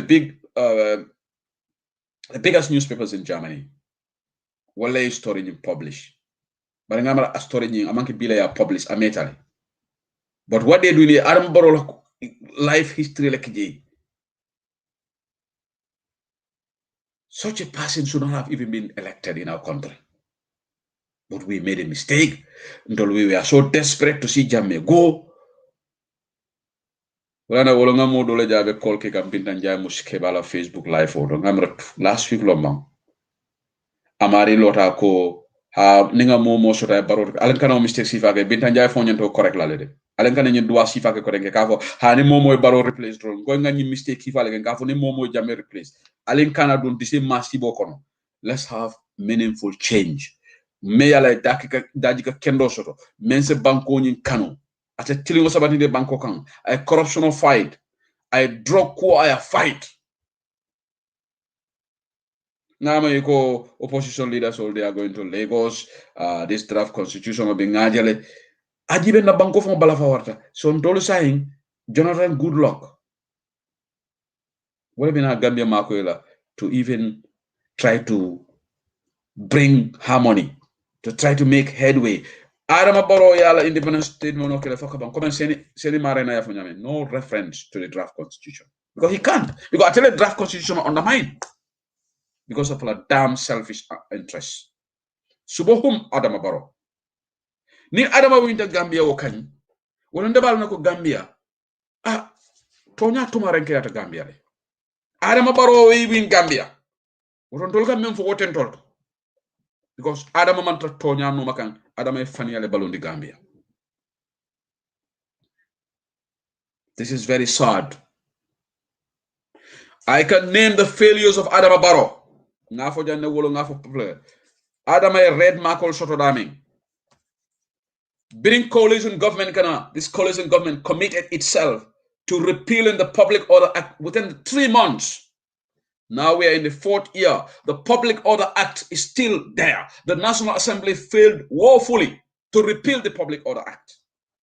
Public Order Act me alon tol be nga kumbo jam ya jame na mol fala ay lawyer daba soron Public Order Act lela ni Public Order Act fe man solo sandem fa wala almani mani ka farkala ni Public Order Act wala tine student ol fa The same damn Public Order Act. Today, wala be Gambia Marakam. Ada baro buke mira la fankari pil. Ntofo bali kari is in this government. Ntofo bali kari diamo menke radio to jang. Minister to government me okay. Wala na every day I have to talk about Ntofo bali kari Ibrahim Silla. Because Ibrahim Silla mol fa diamo men na radio to jang. Minister to Adam Baro government me diamo okay. But today he is sitting in this cabinet. Abuka Public Order Act from kari pil. Atemo nyaso. Akate be NPP le. Ako he is part of NPP. Go to NPP. But you were UDP before. What made you to leave UDP? Because of positional, palazzo. Baye ko kubuga halis. Kubuga neka dundo bu refet. Denga dem NPP. Because UDP, party ba dole la. But fisiri wallo tamba wallo. Atollo walti. Wo party ba dole. Ala ni wo party ba dole. Moli atol wrong. Ali wo party ba dole. Ali you rode on the back of that party ba dole. For Moli I'll recognize Moli Alji. But I'll go saying UDP data to lot. Because you guys want to be vultures. Yeah, Kadomodrong. I'll consent law. I spoke about the lack of the Anti-Corruption Commission. This is really dear to my heart. The bill, below coming in 2012. Consumer Protection Act of the Gambia 2014, Gambia Consumer Protection, Gambia Competition Commission. Mojama long because the other day I was having a program with Mariama Samate. Mariama Samate referenced that Consumer Protection Agency only in the Gambia, but they are toothless bulldogs. They can't do nada. How many Gambians are aware that we have a Consumer Protection Act of 2014? Kabrin Jame Musabiki. Just like the Anti-Corruption Commission Act 2012, all that is needed for Samba can enact into law. But when you have a corrupt president, President Meyalango, he's corrupt, he's wasteful. Abe wuli keme wuli talulu, keme den talulu every day. I take all the domo. Avre Gambiano buka dalasi keme fon saba fon afford no. Adama baro mo mayanka man bala fa soto, man bala fa tiota bala. Abe dalasi wuli keme wuli talulu domo la depasso every day. You know, min kolu wol buje hane chalo fo mo problem lati. Chalo fo buka afford no. Na badin jaran kol bije mele yalanko even ka chalo fo afford is a problem. Na badin fo nyin kol bije they having problem with this. Badin kombon kol they having problem with this. Melbe basema fo they having problem with this. The whole region people are struggling. L'hôpital man boro soto na president so do meyalanko man bala fa tio sota bala. Abe molla na motala ala muso wala na la muso be luneto dunna nabita dawoda. Because ateka wuli kemele domo wuli talulu bring before I can pala soti dalasi keme sabo fo abuka afford no dapa soti sako dalasi keme lulu fato babaro ene koy mo la woto mo fak keme sabo fo keno sim card wafo akole kenu wote dalasi keme dapa so di seme saba dapa so di la no. I'm not doing any personal attack. We have to say things as they are. Gambia korda jama babiji na manke diaspora the password afford lano. Mafo kordabe, but I can tell you 90% be ala in diaspora. Because civil servants all are Joe, whatever munesila mola Gambia. But wolfanka mochat sotole. Sekwela nyi nyaton kol. So you know Gambia la problem ti. So Gambia nulu. Ndola problem and alingana together. Nganyem problem all be for sign. I'm going to talk about solutions. Adamatara mintole bolum berikame katata for 25 megawatt generator wofon ya be politicized. Nani Joara is also compromised now. I'm sad to say this. Nani Joara, because he wants to stay being a managing director. So Adam Boroyakaiko the inauguration of this generator ibamunala independent bank ngatanga political event. Why are our managing directors, why do they allow themselves to be used by President just because they want to remain in those comfortable positions? The generator part of water men. And you see, coach Kumakele Nefoja, na last program, Ikanji Gambia Damale. Dolaja Hitro Terminal Malon Watimiyalo, Prime Minister from Bukata inaugurate. But in Gambia along every damn project, president la kataka inaugurate fego me ala ngo hani commandant sa inaugurate no fo commandant tita e brigam generator nawek la malaji director fon sitano why would the president go with his own convoy we wa silosor just one damn generator akata wala inaugurate like Gambia le yesta Gambia le tardeta. We are such a, I don't understand. Sometimes I feel like we live in cuckoo land. Because you make politicality. Ha president le jam. Minister for Sitano I for me inaugurate for president taji. For president le nataka ni inaugurate. Ndola for president le nyanta bekela. President should delegate. Na bankola ko bala fala warda. But Adama is just politicking. Wala na mama kadibajo meeting menke gonjuro it failed. Wala na kulu meeting menke bakaw ko la baraka baki. Nga video jele bakaw ko me dango be ko taxi ika UDP la denkilo li lafta ko sunya. They are not innovative. Ibuke mira. NPP has no agenda. Ntele ngafo. Ala agenda ala fo molli ala agenda muneti. Nanyim pointol membe for COVID-19 red mark. The handling of COVID-19 red. Red, call for the institutional reforms. Janet Commission, red. Issue of youths, funding red. Failure. The only thing I can remember, let me talk about their positives. It's all positive. It's all kema. Ila diamo beolo. 800 kilometers of road. Iko baroka olek. Iko baroka for 3,000 classroom letebang. Womu MRC Holland Foundation la project oleti. Anu mena kumosenende la almajam. Nga kibaro soto ko ni wato kono ibitawo le fanan kibirindila. I think Fatou Babaro is in the thick of this. Ibitala yaay wala dulalto ka fa man sekunda kra Alman classroom law MRC Holland Foundation wala ni classroom law. Alman classroom law de Gambia no Adama Barrow kanal nene de ni classroom li kanyin même fo teng. Charitable organization me alon ke ka fo ko MRC Foundation comme Gambia College Students Hall brimela school fees jono wala fanam fundite tata wala school fees joy bar Fatou Babaro fele abe do nala luneto kono ko tenga be banko be yaay la bita aba fola barola ma sekunda fele krasulman I got this information she's iko abit dunale fa betala le fatita fa ninga fa jaba bayla but Fatou Babaro is there. Fatou Babaro is involved in a lot of this nonsense in this government.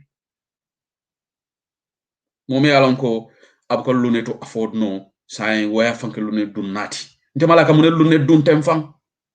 can't you be simple and humble? Why can't you be who you are before? Febrante se usele te luneto do nanonga trabanda ba. Ante be Angleterre ko. Dalla janna facility sol wala ba alla state house nyaato. Alla state house kumaya be. Dalla ja yuge to jamu developed country la ci. Bari fa se luneto do nole nga jagar banta ba. Fatou Babaro du kare luneto landi. Be who you are. Be simple. For I problem is about.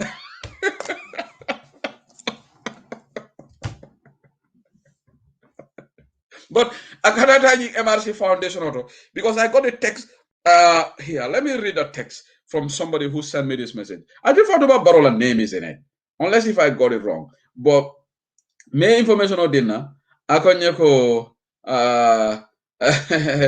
Akonyeko Fatou Babaro is leading that campaign. All right. So, but anyway, I read the text, man text on you, but the person told me that Akonyeko Nyinkacha. So, saying, body one. Mansakunda me alebeka kibiri fenna. And the third thing, let me say, this is laughable. The laughability of this is over the top. It's so laughable. Highly laughable. Very laughable. I can use a lot of adjectives. I can go on and on. Wolum Jumale Avo, Fatou Baji, because last panel discussion, very rich. Karamba was there, MB Kurubali was there, Mariama Samari was there. The first part. Second part, Coach, Olidiba Wada, and then Fatou Baji. Fatou Baji ko muneka kamfa. Ani Fatou Baji for muka barostan. Wa jereje fay Fatou Baji ya am fayda. Even though bogulo UDP, but akabuka barostan no. Ako baro du waji. Why ne ko UDP amanga UDP ngadi wole bawo NPP mol kan mo moy baro against ko UDP ngadi wala Fatou Badji be Angleterre jana Fatou Badji be no struggle ko nole Fatou Badji fought, in fact supported Barrow to be president because mobile after Jammeh boji wala ko sew sedli ki du waji ki man duma ko de topasa ki xamul lu mo def bar Fatou Badji ko mu nek kamfa ni Barrow la mol ko Barrow le démocratie di mol la wa Barrow salihina la niti jamala wa Barrow de mom xam nga moñu just démocratie waye li moy ne yangi saga sa bop te xamulo ibe fo nenka yalla hadama ni ketre fan nen ne malo du hadama di ni mela ñan tolom nde tubabu du jang let me not go because the Gambia sometimes Gambia no kumista bakele dolbi ye kumista le jamano ko nyame fo kumis lomba malo the Germans, if I don't pronounce this word properly, I beg your pardon. But German, you know, dolbi den tol they are kumistale dal. They are strange. All right? Because I don't understand. Nteja namana jaja Western Hemisphere. Moga lo aka fo prime minister le la democracy dila. Ni tuwa bo tuwa bo afuje ba fala nyingala samba nyale mata. Because Gambia la hikaji Gambia baro le la democracy. Baro bento la democracy dila no nyam. Ntola nga baro shindiji. Alkal fon la moy bang. Fo baro la fan sindi ñun land. On December 1st, 2016, Gambians went to the polls. Gambians gave Barrow 228,000, I think. And Jammeh Musa got 208,000. Something like that. Those votes wole democracy dintola ko Fatou Badji afo nyame momen kungo ka tama ite kungo man kaput ite kungo man ta upside down ibe lola radio to le ka barole democracy baro man democracy dinte se husedi la bam far ngaje NPP ko meyo fonje jam because nite kungo buka tama nite kungo ka tama le ni baro democracy ditela o mila affaire oleti lolu sa affaire la I have no problem with that. Well, man baro joxuma democracy Gambia ni ñoñu jox democracy through the coalition of the willing. O coalition wale baro manasi hanyindidi. Mome alonko, he used to tremble. Baroka jara jara lenum. Birika e diamu rally to Brikama. Baro could not speak. Baroka jara jara lenum. Man fit shoto. Wasn't all democracy di non-tol. But NPP ngolo, this is their success. This is their success. Ha, sa Gambian olo. Ntofo bali kari fo kanyum fole de. Dukare ntofo bali kari ninge mo ñun folo kotanki. Dukare ñu ko landi do fo bare kari aman sila atata Peter Gomez la programme to ako saying media houses all people are free to talk ako because of Barrow Ibrahima Silla foyte man rek kelola Ghana ibe fatu radio ko every day was Barrow talking Barrow was in about 19 hours okay kan London Ibrahima Silla bi fe diam kan Ghana why Ibrahima Silla nak ya jahangol malundi wayi jahangol mo kende balleti wayi jahangol mo kende balleti mol me fon kanu mol men ka tonya fasa nga jahangol lo wala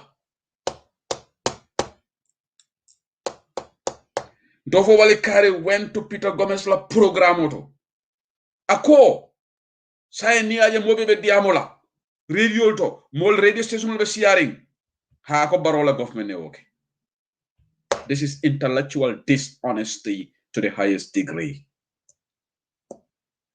I find it really absurd. I really found this very, very insulting. I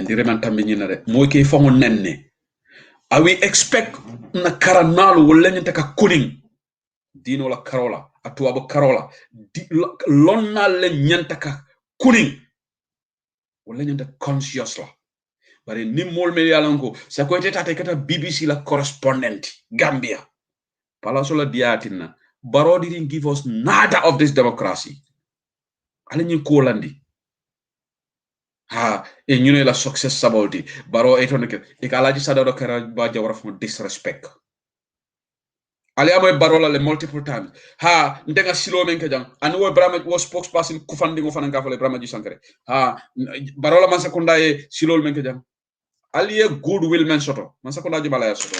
Look, Yaya Jammeh is better than you in many fronts. Human rights abuses and ingala nying killing wokan Jammeh motani mo compare. But in terms of kakol manage, Yaya Jammeh lebe ni masakuna nyato effectively, efficiently. You know why? Jammeh sanctions la soto we all know in 1994 because military coup nakatarek European unions will impose sanction, United States government will impose sanction, AFPRC government, ye sanction ole kekan. Kodi man soto. Bundal soronda. What did they do? Strategically, they went to Taiwan. Yeah. They went to Taiwan. Ikavole ko checkbook diplomacy. Taiwan, be wole practice kan. Ika check all di banku fuarola pour ye recognize wala na Jammeh Musa ala remember Jammeh Musa data UN every time. Jammeh Musa la diamo kana kamane fo Taiwan should be recognized. They should be independent because Republic of China on Taiwan. Adama Barrow did not understand the one China policy. They have the Republic of China on Taiwan. They have the People's Republic of China. Adama Barrow man point difference all along. Ake jahasele. Aya fojan ne for foreign ministry funte apology safi. Nde boka Barrow bafo fengaljan. Ala foreign ministry Barrow embarrassed the Gambia, the People's Republic of China. Birala speech. Foka kamle lala jam. Na dipede bongoto. Another People's Republic of China and ROC, Republic of China on Taiwan. Baromela difference. Go. Let me remind you something. Esafal today said something. May along go. Esafal should be careful. Baromana sibe kamvala esa kamal. Because aleti RRC labo ile biwa. Ken nengo nyindi amda ako birim protesto be keri, one of the witnesses. Ako ata sitala ako Senegal karanal leke nyaton goti. Because Yaya Jammeh mankarang. Esafal kay but you got to be careful of what you are saying. Wa bobu nuru baro ako mom. Esa, I'm not trying to put you into trouble, but that's what I deduced. Esafal ko witness go, be careful. Because baro for mankarang. Let's call a spade a spade. Well, Esafal caution the witness. Akayeko, you got to be careful of what you are saying. Baro mankarandi. Baro la intellect mawara. Bebara I found surround karambatu le ko nyame mol men ni data hani America te pizza order la no.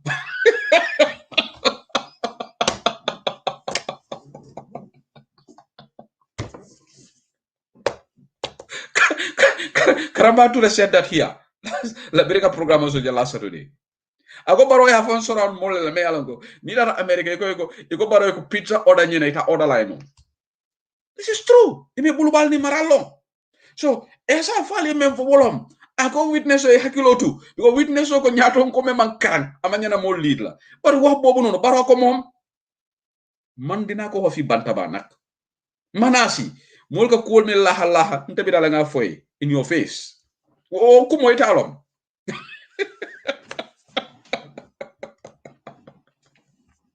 Baro mankarang. And this is, this is true. What can you testimony? Mse karanje Gambia alinga bula mol melale lundol man jamfa imon kunin keke nyaton kolti fonde karanna bang Jammeh Musa la karama man jamfa. What Jammeh Musa ended up doing, he used of power.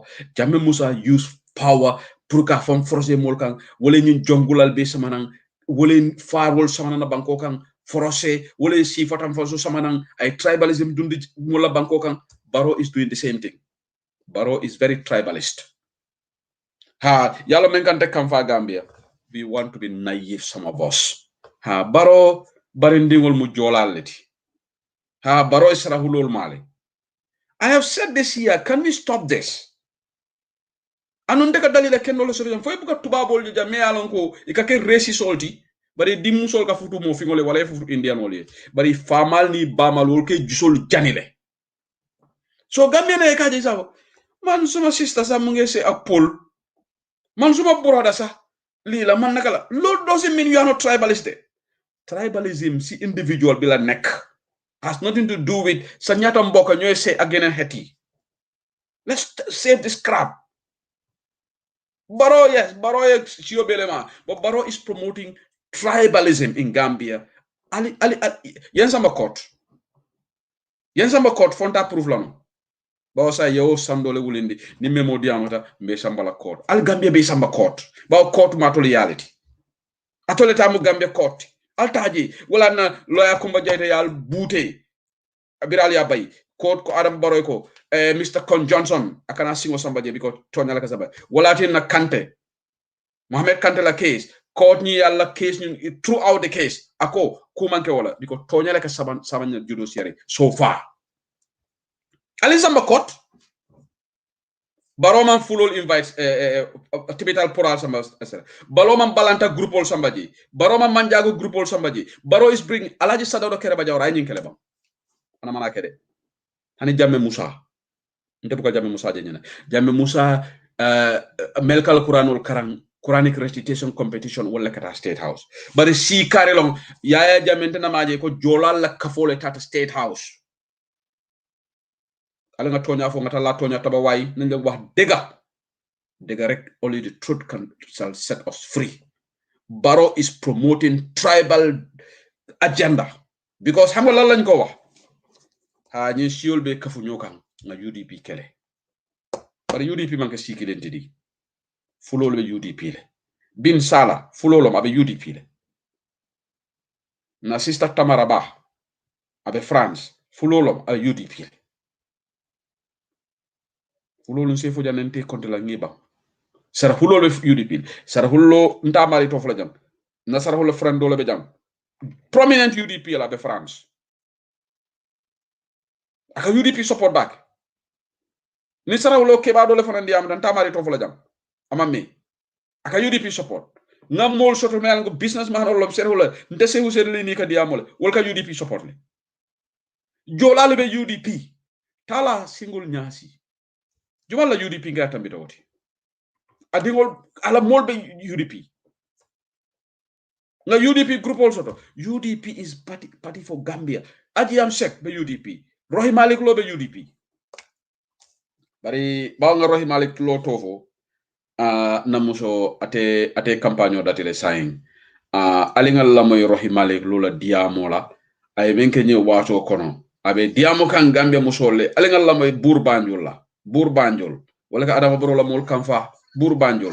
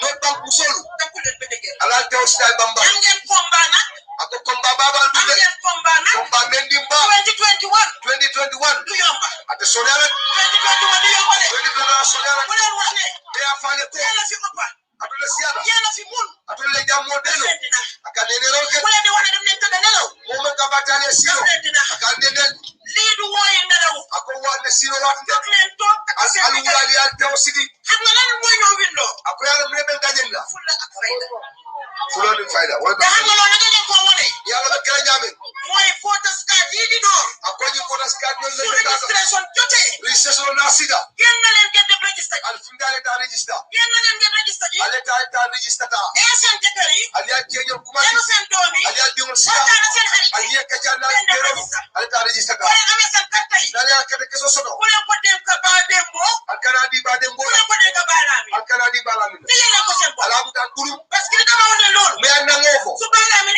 ni balami wulda dem sali di carte ay da ka de bay su bare da pare da del carte ga yeb ay ka be su ko ka de ga am wona ba dem yo aso na muro ko da parce que na ko ba aussi bay la wa balami am na lu ko di defal di yalla ko sen wala ya jikki di fa fa ma da la bida ko den jere ko sa ay ta ni yalla waxal abe musolama den jere san carte ala na ka de so ma bay fexale ala ñu fara ka xamne ala ñu lonko so la amé ba certificat da le wuru ka do so la amé attestation da le attestation so ma nga jox opportunité bi akabe ñu chance dala di nuyu alkali alkalo kondona di nuyu imam ada mamo kondona wax ne ku lekk xorom moy ju akabe ñu fure mo ko ko attestation attestation del akalo sédal ka do wala attestation amé passeport le passeport so amé certificat ñu ka do so amé ID card so pour nga sani ka isi ka do fay no dan lu bari ku ke mo fala mo jël sani ka ba ba register ba pare akona register fa pare dara ne susi nak tan dajé moy la campagne ak dignity aleta campagne la ñu sobe ala campagne ak dignity moy ne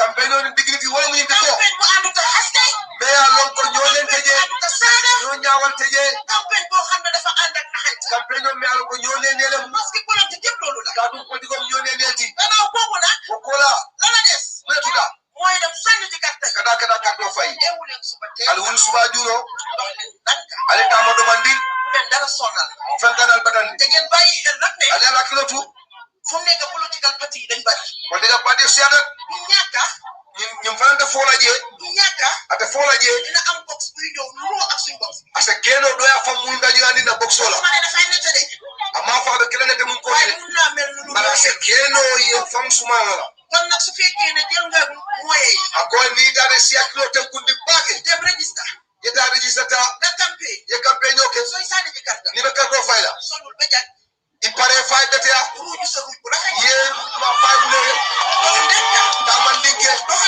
do man dindro ba sa box ba ye fu da box so do taxawal nak doxal ci tuti ya jubé do man ding parce que fofu am nga lay am fo ye wa do so do ya jubé da tek ci box yalla bi ya ken dem ko inshallah ku rabbi yalla inshallah su fekkee ne yalla ñaxa rek lay fay borom inshallah ni atako altalla ka tarolo jo 2021 bayi rohi mali do day fal inshallah rabbi rohi mali do fama kema sati way nak bari ko ako bari ko kay bari ko kolu jaran kolu am ngeen liggéey am nañ li ale do ko solo ci am kolu am ngeen liggéey do ko bangul parce que so len seto di geography of Gambia ni Gambia la lo ñata taay dara ko di Gambia bindo Gambia be safari ñame ko seto ni Gambia bindo ya jaabe ñame xam ngeen ne ñun aliano lo kon dolu Sénégal bi soral Sénégal minim ne bayi len xel ala la hakilotu bayi len xel ala la hakilotu si ñew di ñi nga na nga ñew fi men ya lo ko dinala sol sen de Kabour yela masa sindia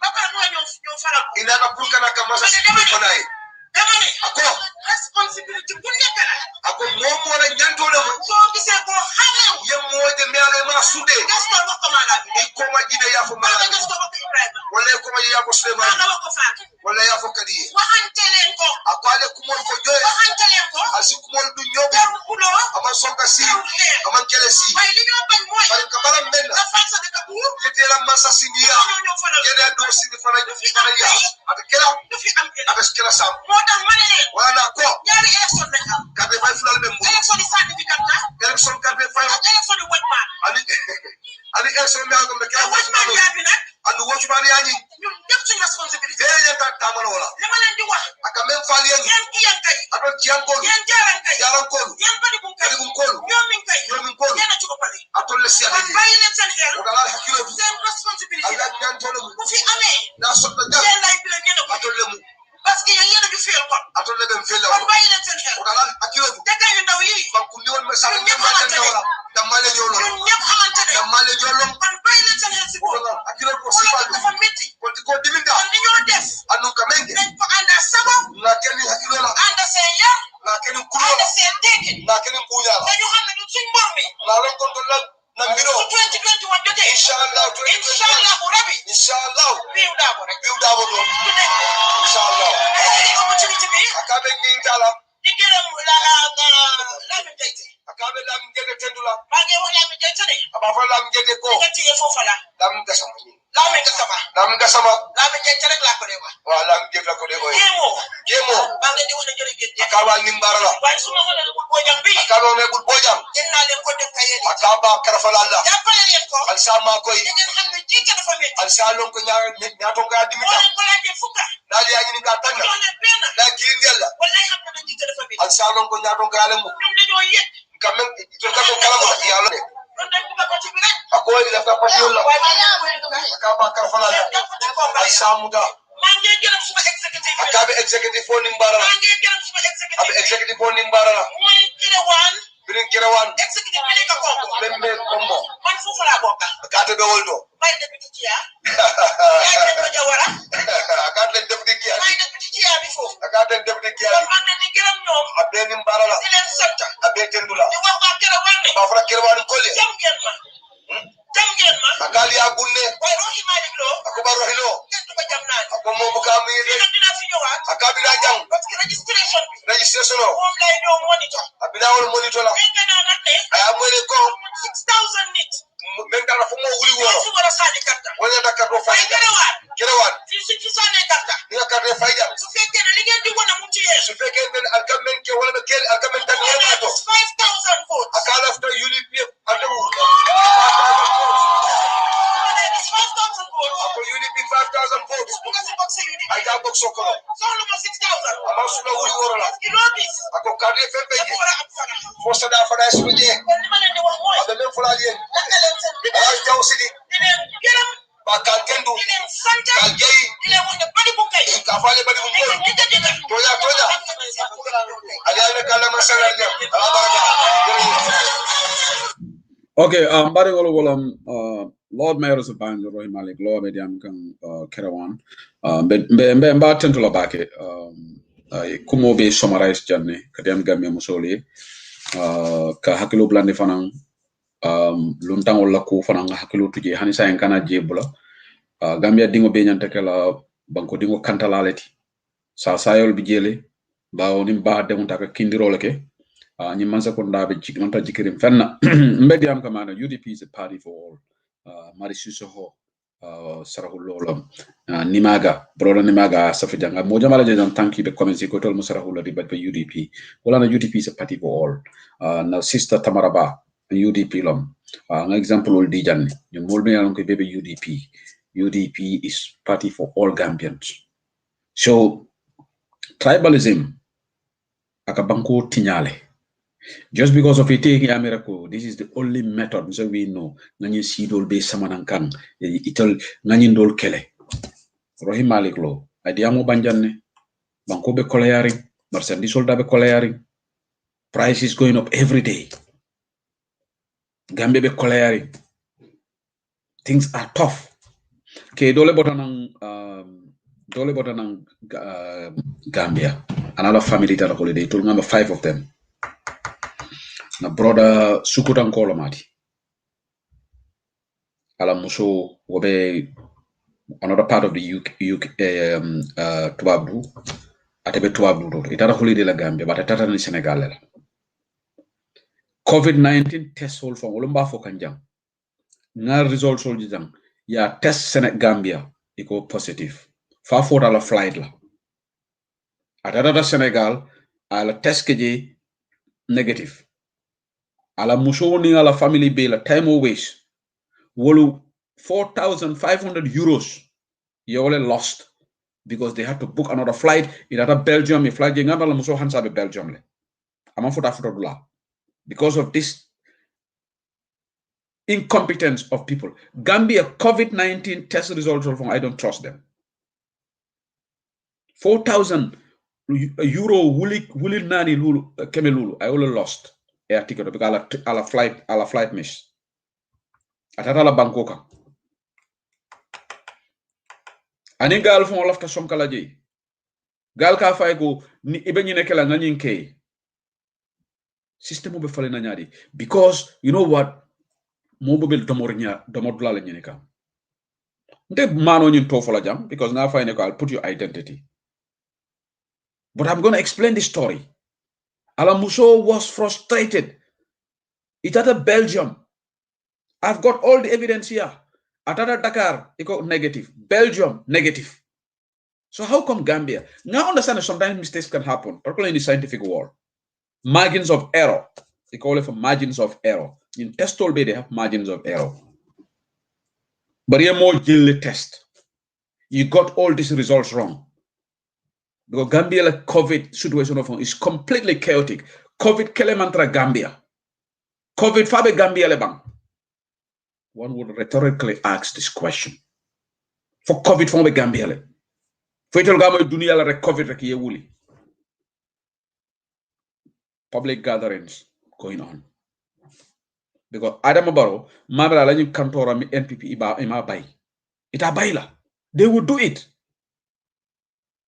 But all these other ones will have anything NPP Barrow yolo kuma in the Gambia. Wala na Gambia mol men ka Barrow support ila kole kante balafa. So roy maliglo nyimbe foto wolon solution odi. Alenga na karte ke sol nyini andumbe opportunity sola jambe Gambia din kendo de tentula. Ana bari muso do be njibe kam from Norway. Ay listo le sama jam from Bakau. Mol meli alanko yisanji tanin sey soto ako ibe ID card you know so mo donata America audio blanje jam. I found comment $100 towards this. Thank you to this individual. I'm able to have TOEFL. But thank you so much for what you're doing. The same individual at Telebe program of sponsor kan UDP la manifesto hour membe keri. The same person. Nimba mask programming ga telephone yo finance.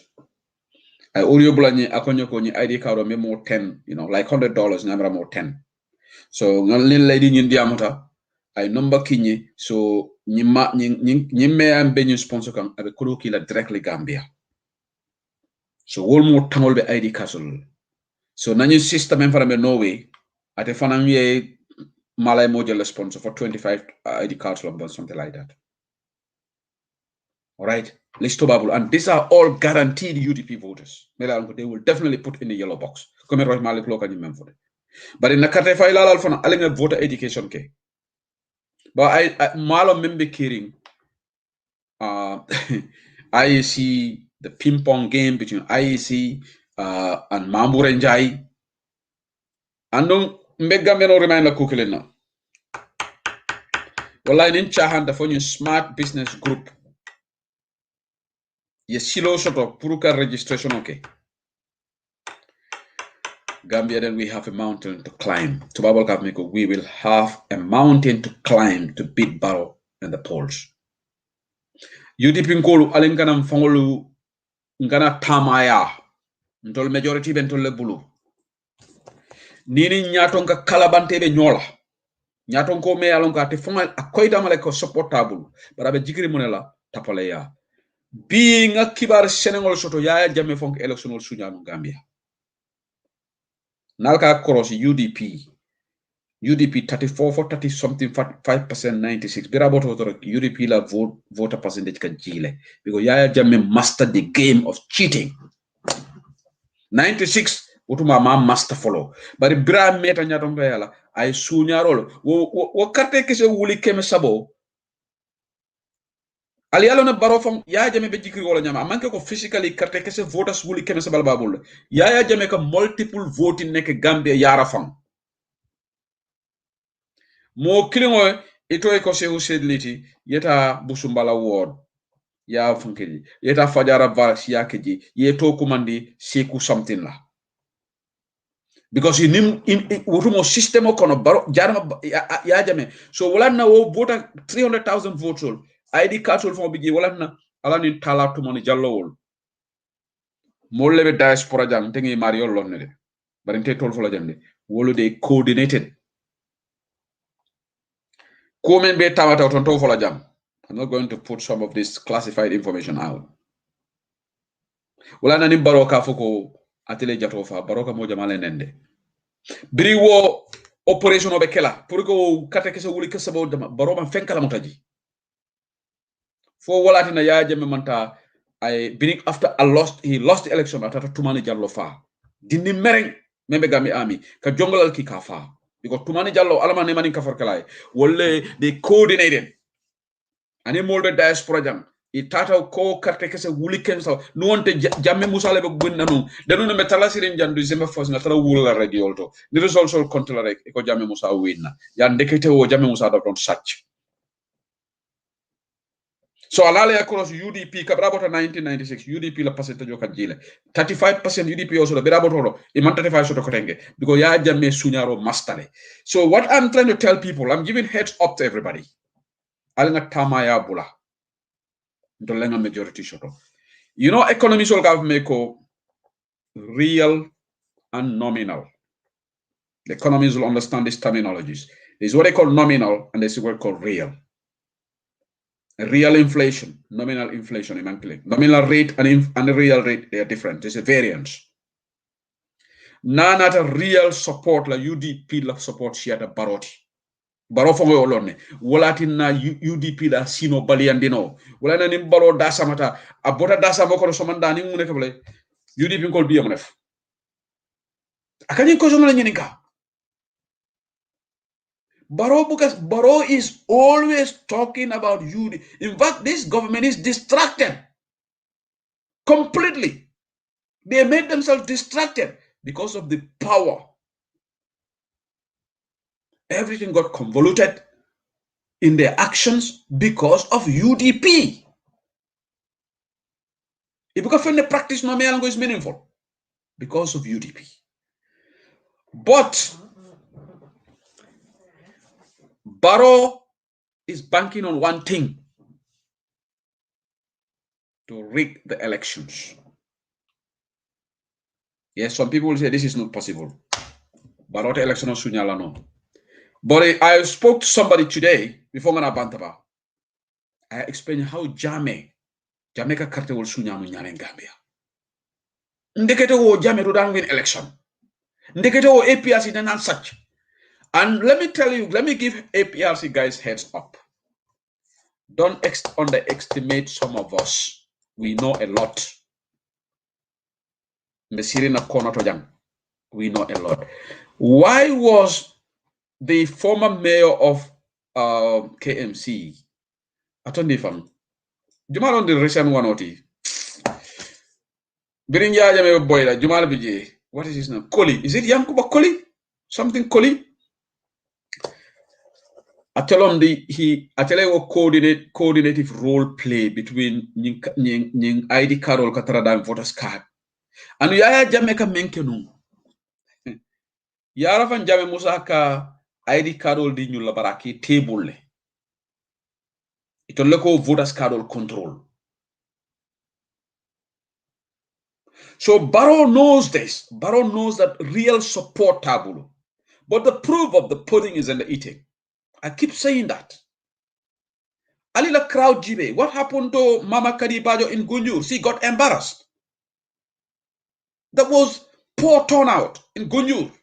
Gunjur population of member ila diamula de wurla je bafalako. They have control in Combo South. Why was that? Why didn't you have crowd? Look at what happened in Bakau. And this is Combo. If you cannot control Combo, how can you win election in Gambia? NPP.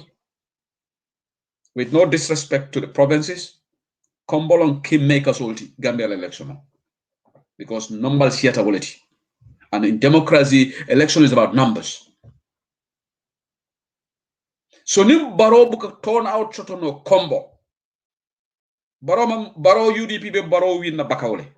UDP be Barrow win na Sukutale. UDP be Barrow win na Brikamale. UDP be Barrow win na Gonjurle. So how can Barrow win? But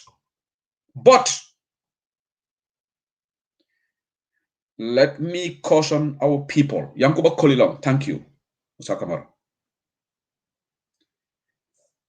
Ahmad Bah. In fact, there right now problem about all found the Maltema. Wala nankale ko don't underestimate me. I know a lot. Ansatala Dimarot.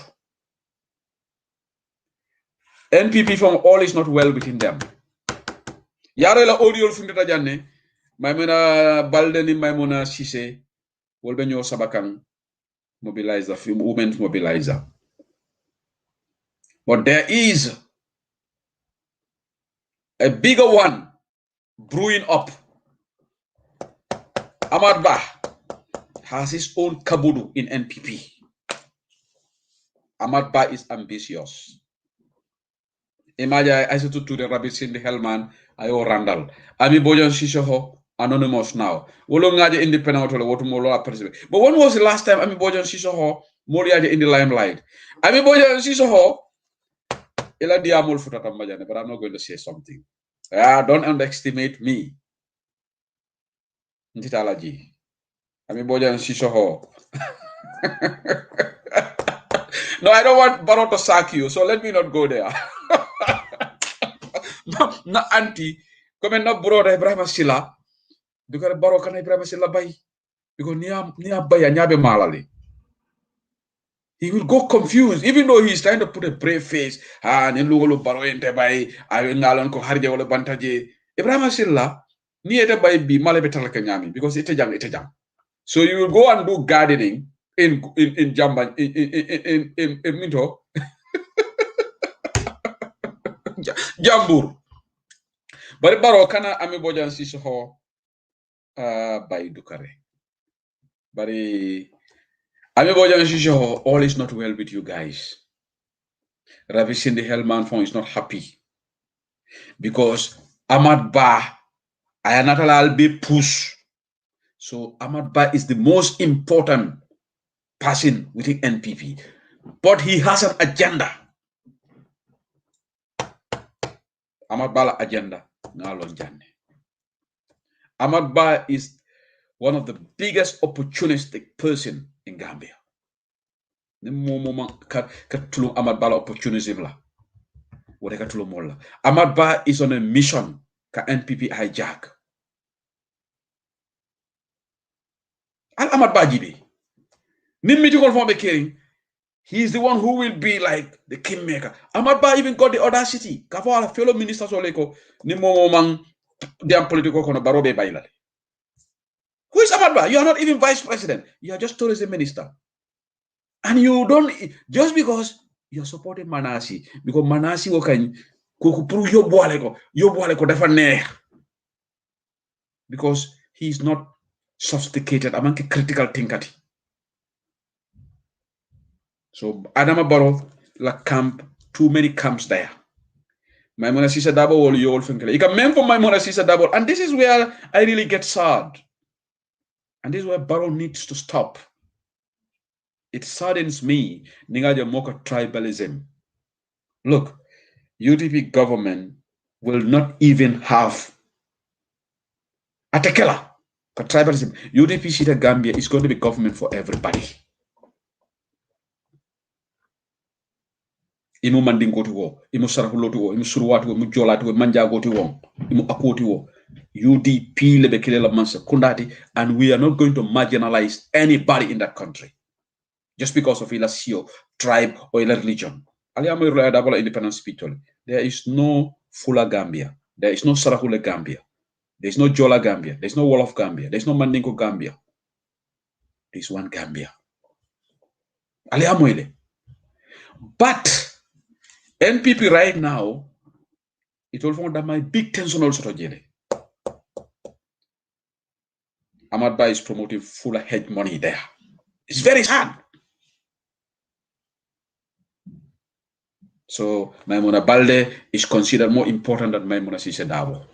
Okay, Alina Tonyafo. Maimuna Sise Dabo is not my cup of tea.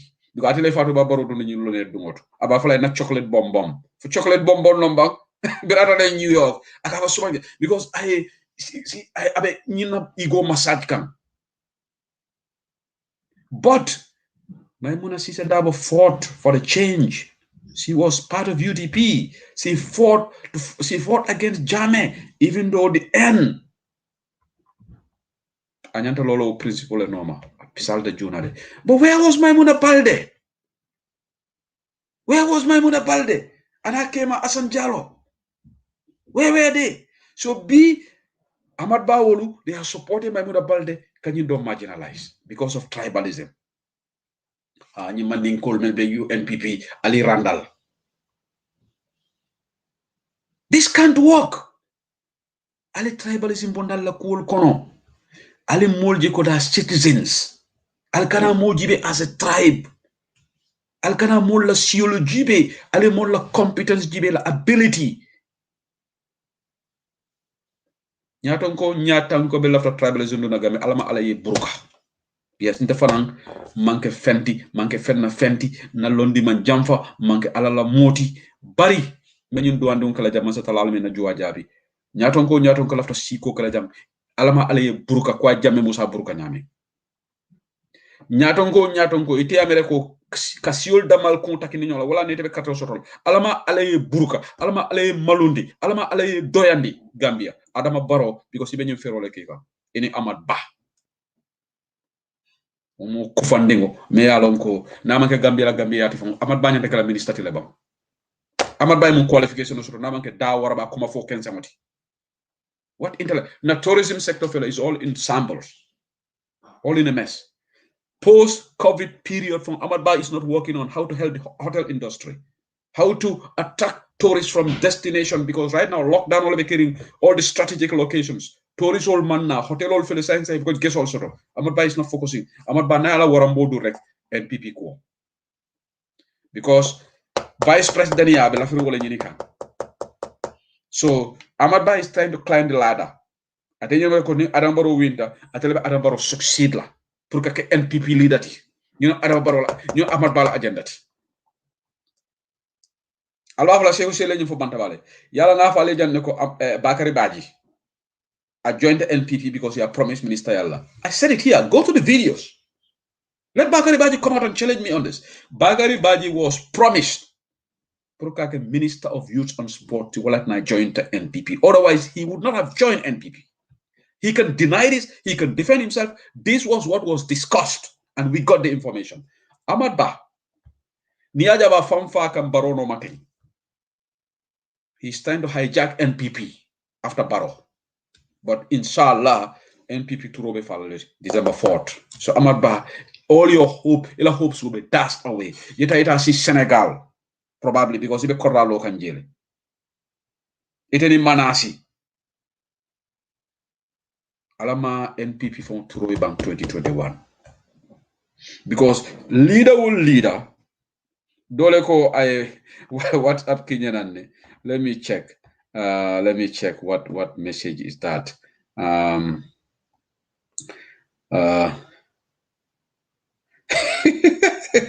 Allahu akbar so ko barole Sidi Njale ki wow is this true but this is an insult to the opposition leaders I think the opposition leaders should walk out of the talks then Sidi Njale be Baro represent in that talks if the nimu tonyati na nyatun kolu they should not stood that low Attorney General for Manta somebody's asked anyway I read this on Facebook Abuja talks Barrow sent Sidi Njale to represent him that's how low Barrow thinks of the opposition where is the AG this is really disrespect to the maximum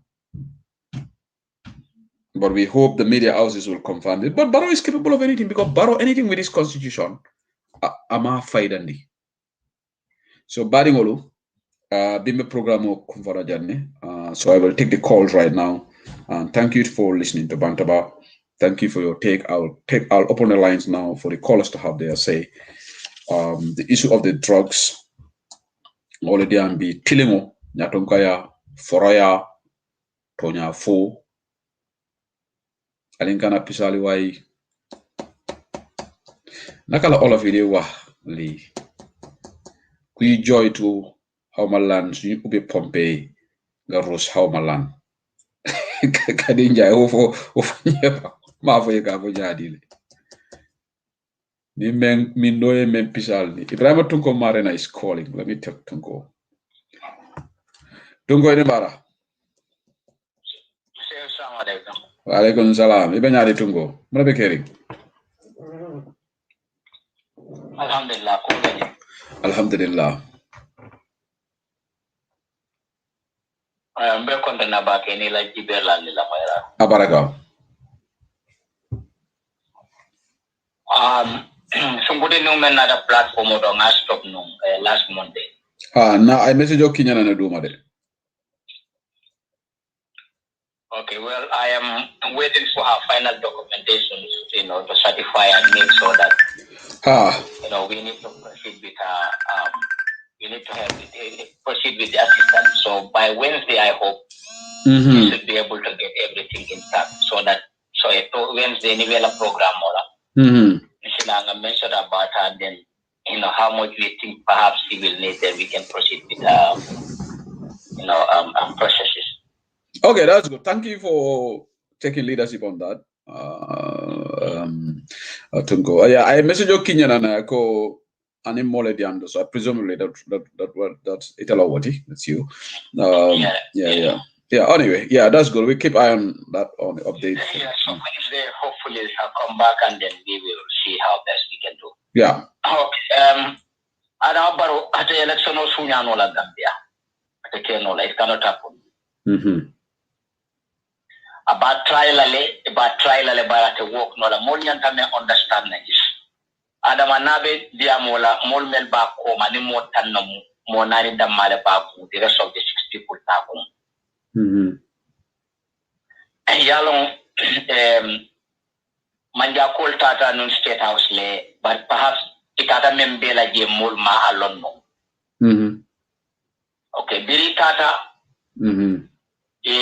yela lan kuonyi yo kumonyo fae kai ko dada no lawyer dabo ya otumo lawyer dabo vice president ni lan ko ko yari membo tanene izu ya kara lawyer dabo lo vice president so kai dada lawyer dabo ya le birin dada lawyer dabo ko ngata nganna izu ni samba minister of local government kai lawyer dabo e wala fontelie okay, video for Baro ko saying alta alieta la right fight al faye.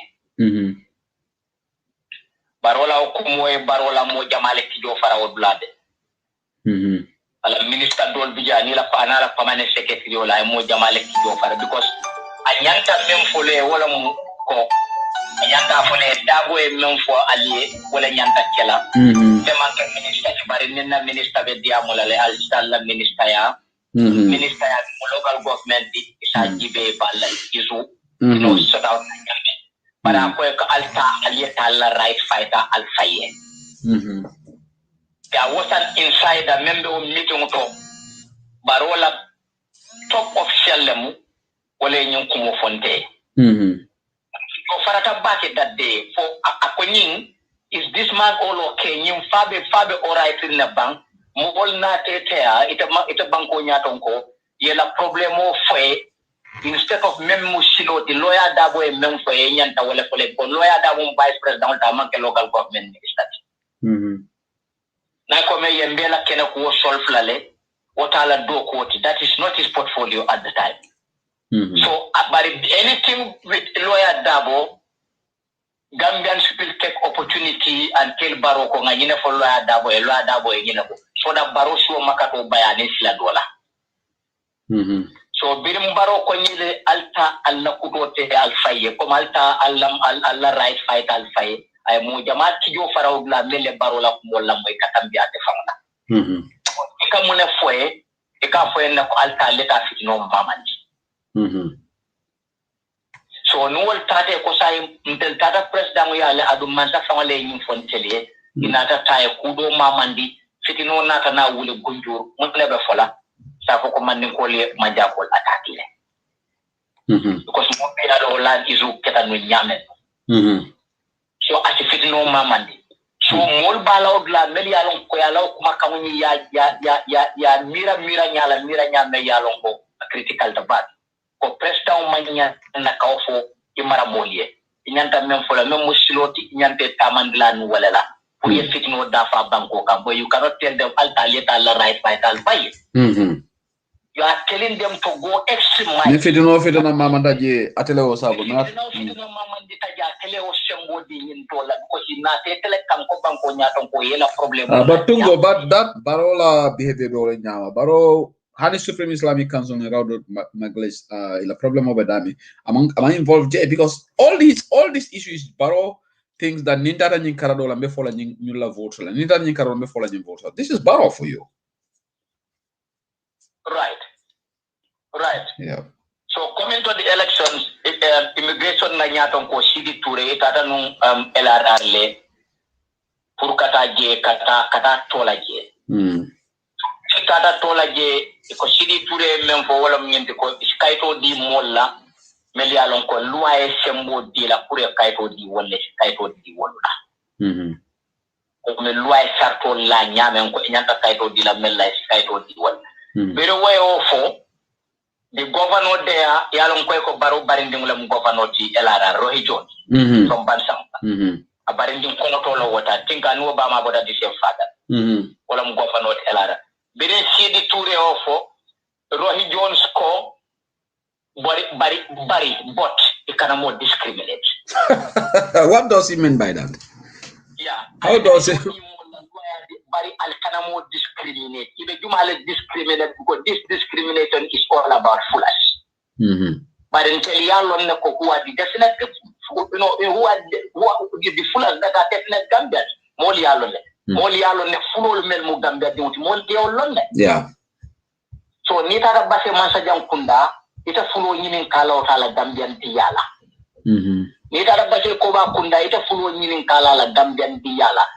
Yesa sate jama mel yalon ko fulol mu Gambian la sara diole tita woni nyinin kala la Gambian tiyala. So ni mo wol ko kayta ko mol yalon ne de menma. So ita tan ko mo la ko ikana mo discriminate. Who are you trying to defend here? Adialong Tungo, I've got Gassama on the call, Marta Fanantala in a minute, but Tungo yala menkante jahali. Nyin kaiti ko na futarok NPP and in Barowol, they get very uneasy about it. Why? What is wrong? Purgameno Afoko, Banco Dingol Lansaro Lenyanta Kaito Sotola. I think this is what every patriotic Gambian should say. But anytime you talk about this kaiti ko NPP more bafola ha alkana more discriminate. Alkana more because you want to discriminate. Ahmad Ba started all this garbage. State House. Abanta or discrimination who are they discriminating? Because you want to discriminate. Exactly.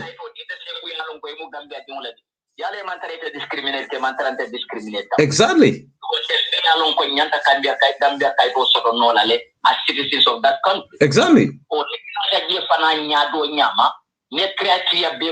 You should get the Kaito there to be able to vote or to do whatever you want to do in that country. So therefore, who are they discriminating here? But Niaje Kaofwe, that is the only means for them to succeed. Yeah, but Manana City to the man governor, how do you mean? Jumala discriminate because city not a city or city Kumo is explicit. People who are citizens who have fulfill the criteria. So, at the moment, can discriminate? This is the question there because she means that the fullest there in Jara Soma should not be discriminated and those around all those Kamada and all those places. We cannot discriminate. But if they discriminate like based on what? Based on what? Adi nata fana ibota makati fana nata tell let's say for yanu ekerawan no ko njane a couple of weeks ago. Nyamina is. Biri nata je Safeway citizenship ateo describe nyadole nyama. Police wala keba bije, SIS la mo bije, immigration mo bije, ani NPP la maudo ture from Bansang. In wala nata Safeway antelia. Biri nata ge alkalul fanal nata alkal kilim bije way challenge le. Good. Safeway ko ita kanyim nem potente ma understand ko nyanta mo kala banko de muti nyadise. Ko banko dia ngalon ko sartolom ayde nate kumulen da walle nate simulela par sartole ka banko dia di mola Either you were born there or you came as Luntang. Yeah, kind of naturalized. Yeah.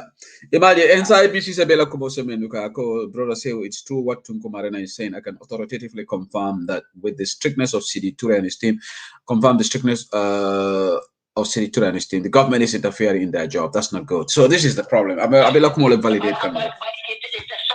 I want to assure people yaya jamme jamano tingin yaya jamme jamano ibuka diamuno ikedele ikedele even if you are officially nyayo kuje meyala bela banko for about science. What I want to tell you is security forces will be lebe concerned in falimula dan temitaki because will integrity nila job on the line because ni take point mo police odi Gambia mo soldier odi immigration odi Senegal sol kanante la banko ka men diate ka kije idea la so sai ni baro be krol kana abe munuma kana mallo folo amantete abe munuma kana so ni mo le baro bula fa lo ta mo fula simula ay tamo kumase ube kala masibol ti Gambia abe munuma kana hani bi mallo folo na lo ta fa tamo kumase. That is going to be disastrous for us. So I am in touch with a lot of security forces from all areas, police state, SIS state, ministry, all over. Yeah, onini baro tuje Gambia sovereignty na patala because Senegal is all level Gambia dominate la diata moewo, akuyata moewo. Baro Senegal is all leka kanda, ala family you'll be Senegal is all leke kanda, will leka kuo beke. Sai what in the last soldier melu. Ngela more useless in Dole Yako was talking about the sovereignty. Then I will take interest at Tunko. We'll wrap it up here because a lot of people calling. I will let you wrap up. Yeah.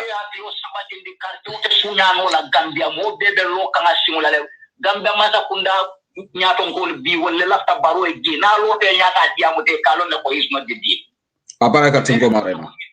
Thank you. I call a caller from Germany calling, but before I take the caller from Germany, Idrissa Gassama I take a call through Messenger all the time.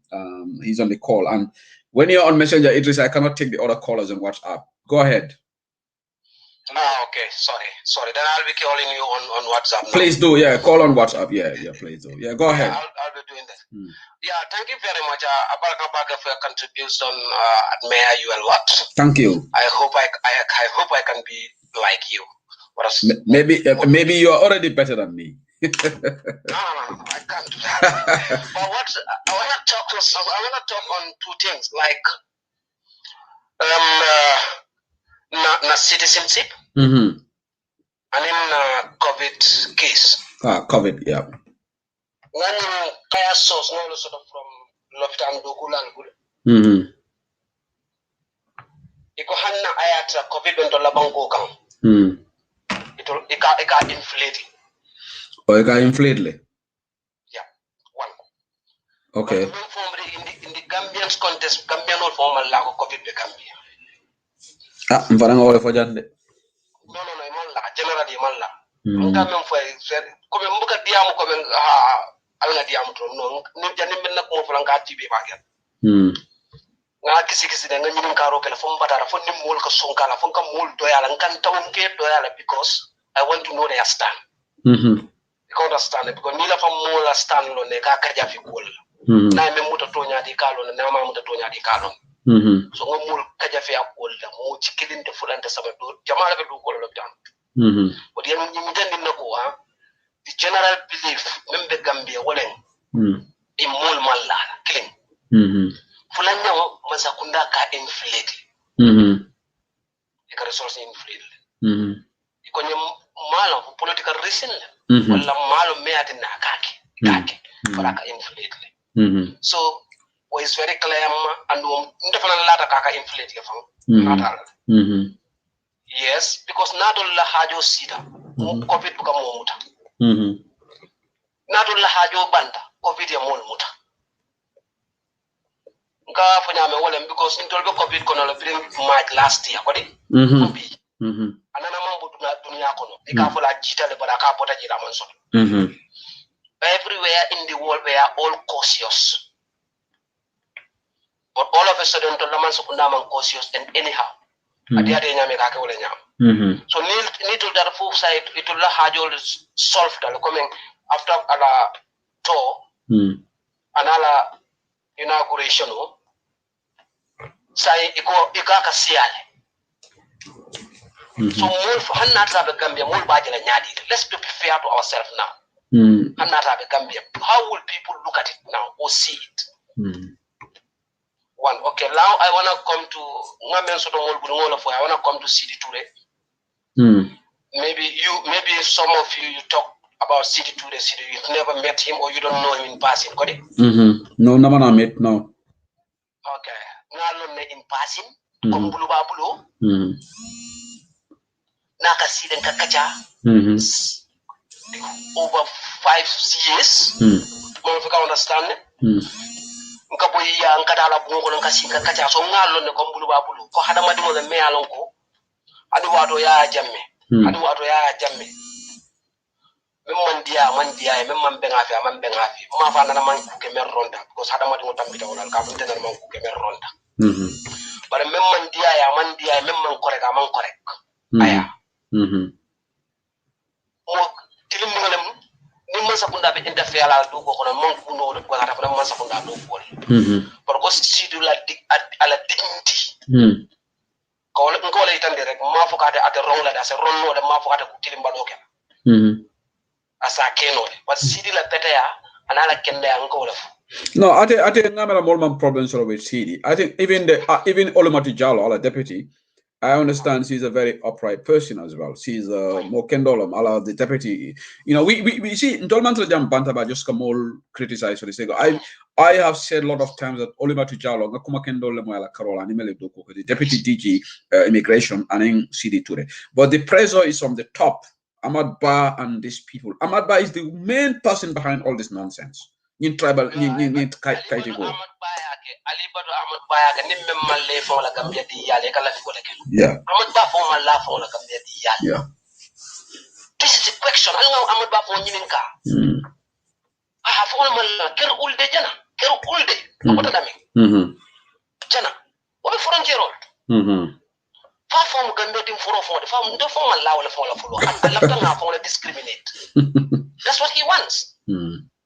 Nimbe discrimination no kila mba follow la tel ko follow membo nan cine wolto manjal discriminate la yala manjal ta discriminate la wala me nga doubt so men ko di Ahmad Ba nga doubt so tel la ko but follow membo nan cine science am follow nyalo well if he is definitely a Gambian, he should join us and protect involvement like Rohim Malik Law said. We shouldn't allow people to come from the borders and take part in our election. Mobe banku inkendo Momo buko for it, then you are not a patriot. Simple as that. You see exactly what I'm talking about. Momo is patriotic.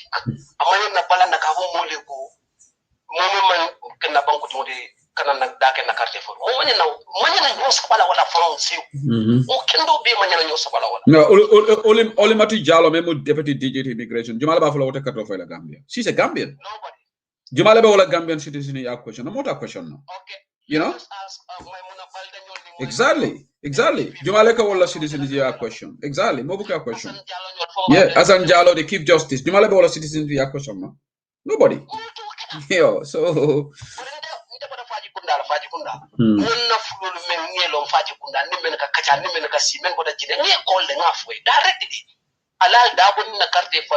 Exactly. I come to Gasama, sorry. I come to go Guinea. Mandinkol be jela Mandinkol be Gambia. So it is a bono Gambia enough of Guinea ibe cut off election about. No, you shouldn't do it. You know what I even told them? I told him I did right so I la carte so I la campaign kan nak banku kan ale carte of yalla mo le banku kan Gambia din lo dal ti ba me carte of yalla honey against you ba wala tell you ko honey I told nata lunda yalla to liya ko ha na tingu data fa lafta carte of yalla Gambia ndel mo ko fa tingu me wuta nyaala ji man fen no bari tini musu nin idoko nin kar ko nya ko billahi akonya nga ningi tin na line out ko ha. Okay, Abaraka, thank you, Gasama. Let me take the other callers as well. Thank you. Yeah. All right. Thank you, Idris Agasama. Thank you for contribution. Okay, Mbari will call us always here. I will have to limit the callers to take 2-3 minutes just to take because more share the line out everybody. Caller member Switzerland, I have to drop your call because more of Germany for Malta, otherwise Malta you can call back. The caller from Germany. Hello, Inimbara. Mohamed Services, Mohamed Services. Okay, it's about YouTube, Mohamed. Okay. I'm not into politics, but in program always, Abaraka, I know you are a keen follower of Bantaba. You always watch us through YouTube. It's very important, So you can for the tribe called Gambia tribalism mantra, We have some bad elements, what we but tribalism mantra Gambia, So you think Adama Barrow is not propagating tribalism in Gambia? Adama is playing tribal lines, I've exactly. Yeah. Gambia immigration only manke tole oti. Gambia immigration only flow le many alonko, kuna kirinko le many alonko. Yeah. All of them. Yeah. So sangi tani lu kabre ka section ka boni many kuna kiris immigration only one. So ni tel ka fo ko mole ko jang discrimination be kere wo mantra sorry be la own self interest le Yeah. So amanke come mole interest le full te vote no la kuna kiri. Yana Gambia fana vote no. What we shouldn't allow that. No, we shouldn't. But ngo ole fo ngama ni nyim fo mal muna ne ka kamfa why ni mole nyin ko fo why they get angry MPP na yala ni ko fo e so mo men dal kawan dal fo dal be la ko fo na men yalon ko kawando na fo ka mole ma ha so men yalon ko man le fanna itelle ko bara jawlke itel kan ne itel be tele la ko mo nyum ka je exactly bon ni to be innocent ita fon kan definitely am innocent so ite ki fam bondi what club yeah so you know they don't believe in themselves, Okay, Abaraka, thank you, caller Mohammed. Thank you for calling in. I will take the caller from the US. Then I will take the caller from Switzerland. Caller from the US. No. Caller member Switzerland. It hold on, follow. Member America. What follow is Sabam. Member America. Thank you. Caller member US. Yeah, is that you? Are you from Canada or US? Go ahead, answer. Go ahead. Yeah, I remember about coming call us all, but men for can last all at them to go. Because near immigration na do who will need to kata come back there. That does not mean for more Kurumal cake, no? But immigration today, I tried to fail and involved. Boy mujola de mate ko di wala pulo tending ko le ya lon na ko e to uniform ti ol pangole be fitire nyam akunda ko because niya je coming ko e man takunda to mi alon ko amanga apang amala pang tingol punya baka wande bankol tingol na dinan de wol pangol pasita o wala an election on yin abekala something like a landslide for party mi alon ko mol bebe mol nyada lori minka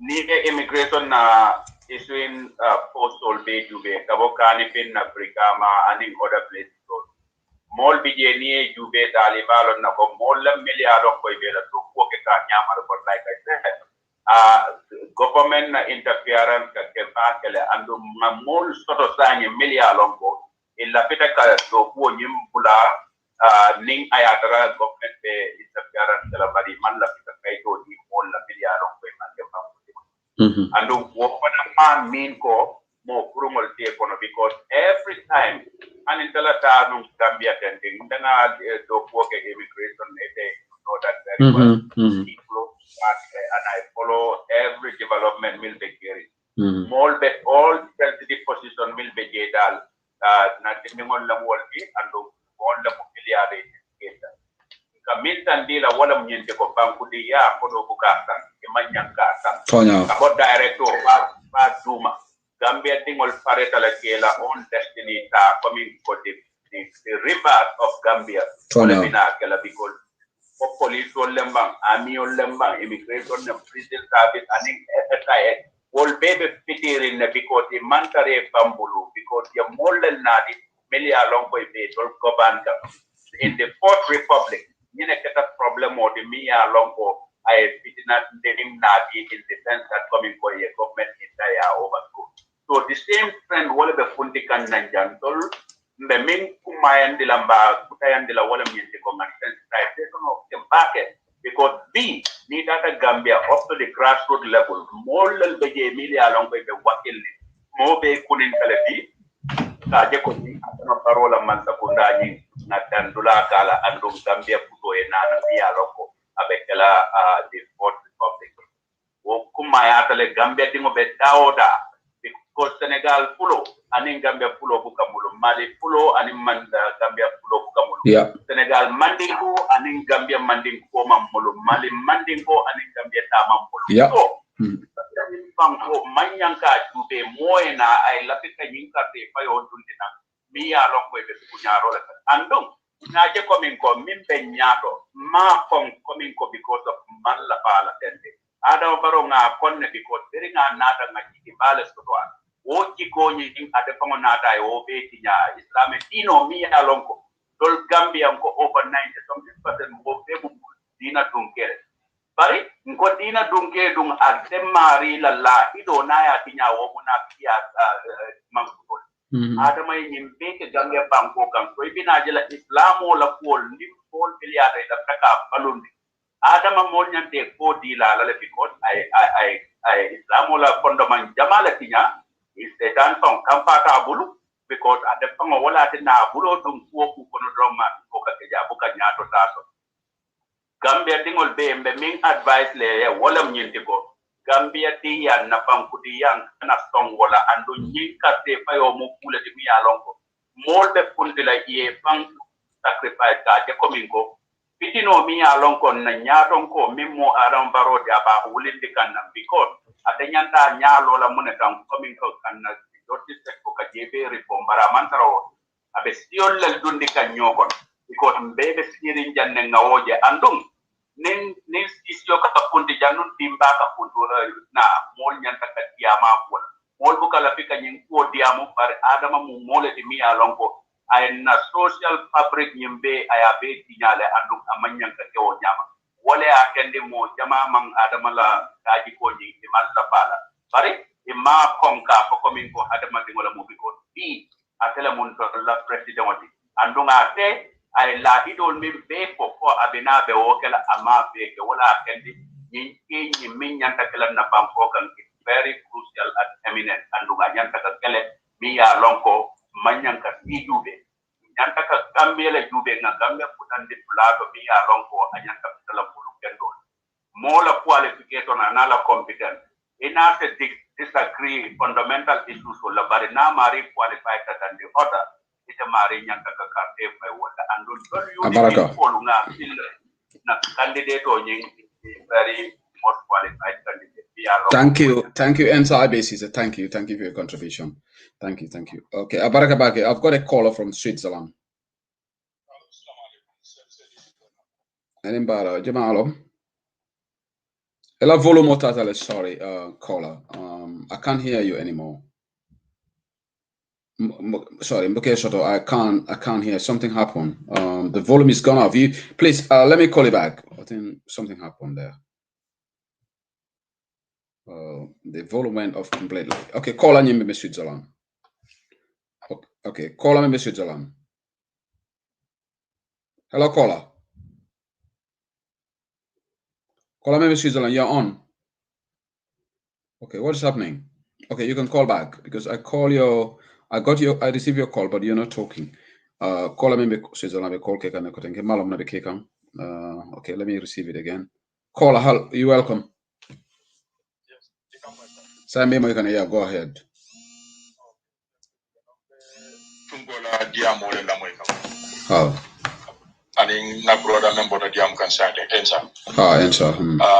The same topic definitely after Purgawale Bari Sexually, the member Gambia be more Lafika body mofasa, Hananya Betonya, Tonya Fasa, but body mofasa. Wale be so gonna be. But comment tungo la kumaga on lafta purgo sembe biya the Gambia immigration be intanga do ila do ku nyaaje ni nyame. Ani ngaaje ndi e mol be wakile ka dogo ka kalo Gambia banko ka Gambia la kaito defense. Alkalo lele ka kaito di mol la luntangol la. Ini kaneto le because ni mo reject ya lon ko yengi reject le den o rejection no fana kenite e ke samba nan gatondi intelligence la kotan ka no da question. Ni te mo dol pass no sa alkalo le kata kaito di la mere lo kaito ni force la photo le kaito itolie la kaito di again. Ani comme alla kuma kan woni kumo kabona santo la nyamen e be batari bari kola lafta menkela yalong alkalo fon hani kaito di banko dingol ni tol yalong like for example ni te bota combo sukota for example ite sukota momo biji mu banko dingoti ji ke balon na fonyi mun na la di fonyi man na la for example hani alkalo e kaito di banko dingol safuno la tekela they can even challenge alkalo. So it shouldn't mean that alkalo e kaito di right then automatically mari. No. Alkalo na la tapala yakela banko dingol si e kaito different because like ndamale nyolone, that's what I'm trying to say. Left kana wala to. So don't pele nyanta ke find police design. Exactly. Because immigration the morning kaiti correct ngona ta furata immigration. Wolda kaito di le but ni ti alon ko nyen kaito so da master ni silo la ngambe dingol mun nan nyanto le mo ngo mari ngala ko nyu frandi police station wala ngala ko nyu su ko tonya so ndol bele nyanta ke function police di ye tonya fasa wala fisari e badi mo fasa e badi mo ye lu tan jabul me ado ko yalo ko nyu may ni kaito so do ni silo bara furata immigration nani kaiti correct ngo futa rawdo e be kaito di la wallahi so but immigration be dogol gambe immigration tay nun to melo nyamen sangelo nyamen no nun to melo nyamen do ko systemo bari e be kaydo ka defense back. Oh, that's good news. Oh, is good news. Ya ngalo na informa information also ko dolbi je fa wolko e pareta la pour que fonyo do wala wala e pay bari ni to yalo momo mo lun tan wadi te kayto dilala which is good. Yeah. Exactly. Yeah. So la don keddo ka trajere mo kunta ka wo kan ko kala ha yeah abaraka bake kola ito dima thank you Mari Kinta, thank you for your contribution. Thank you. Okay, there is another caller from the UK. Wa alaikum salam. Yes, you're welcome. Alhamdulillah.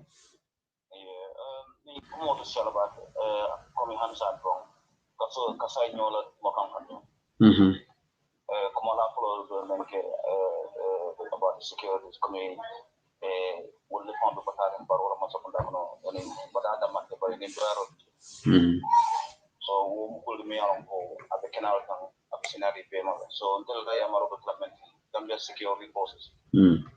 Near correspondent Diamo Jamakata because now security or the public security become moment to be is very fragile. Abe Bundal for because Barola Masakunda a man every part of the security sector. Joel Man as great. Okay, also in equipment stable, fan table is happening to member to the dogo fast. So, in pick up on me, I'm not thing, may I come to the more clinking sound. Okay, the camera Trans Gambia from Combo Katapo Pase, a very far police station on the Mela they are at the very strategic positions, Manjampo border solar, and then this incursion of Naja Komeko a few times. Security forces from Senegal and other people where they cross border, they encroach in this in the Gambian territory. But now, ni situation tifakita, any other police station they can't do nothing about it. Yeah. Because that's how Paro in uniform tio musul ninkel to nyame. Because among fencer is he from back of men. And patrol because how many times police look at patrol, on barefoot. It's more arrest no nyadil on barefoot. Yeah, transport ya something. So these are the things na more nyanta main na security forces nyanta main consider ko. You can't even to barobulu I use to joram yamay because ning public order act niya man palindroke abi jikere nako na mama ta trong Aita PIU no madam doran ita yena mol bute la fi fala okay anu kon badum police badum le PIU na immigration or military so what I can no Mr. Kuyate lafta kuma kile defalo the National Assembly should do everything to repeal this Public Order Act before election. Sana Jawara ya follow nko December ngame maybe in COVID-19 they are going to sponsor a private bill. They should repeal this Public Order Act. All right? Yeah. Yeah. Yeah.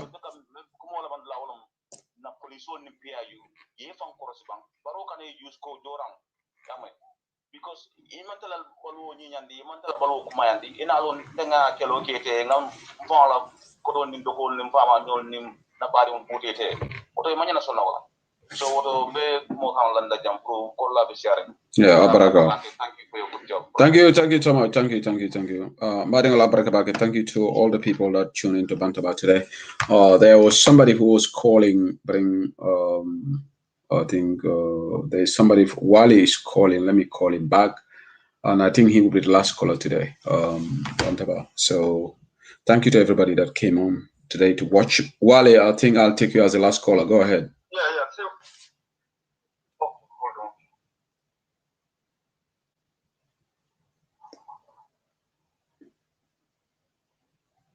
Hello?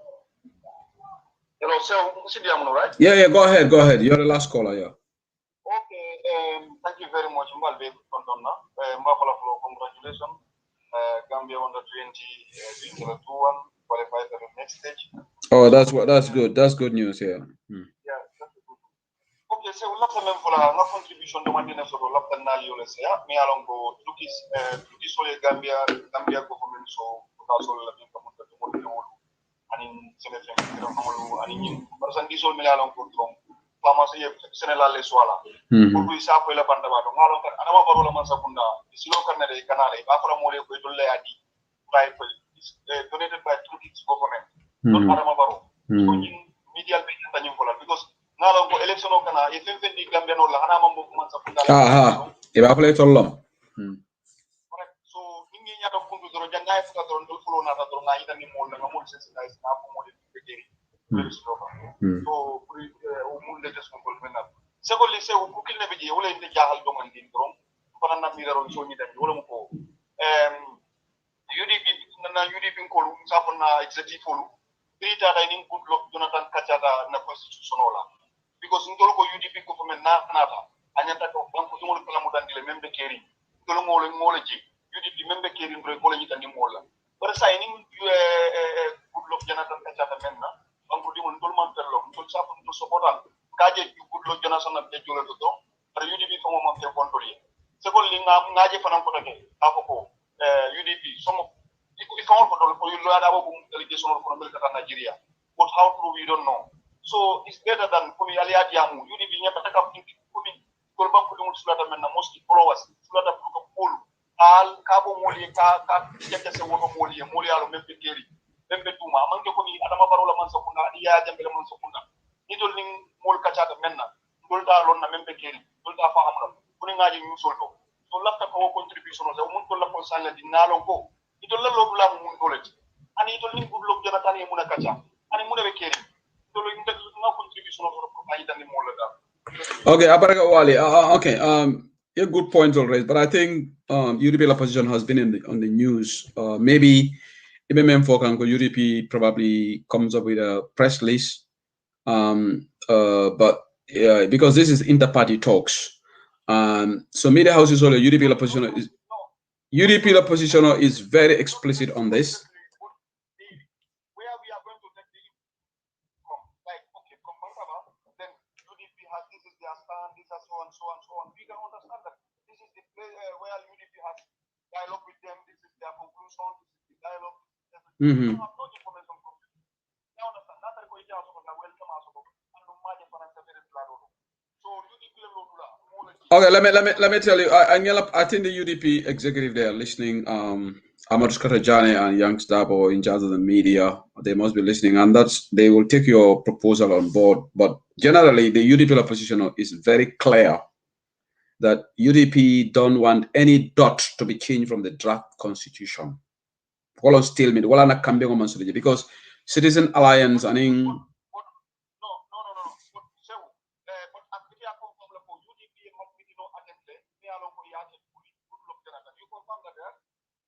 yes, they did. Yeah.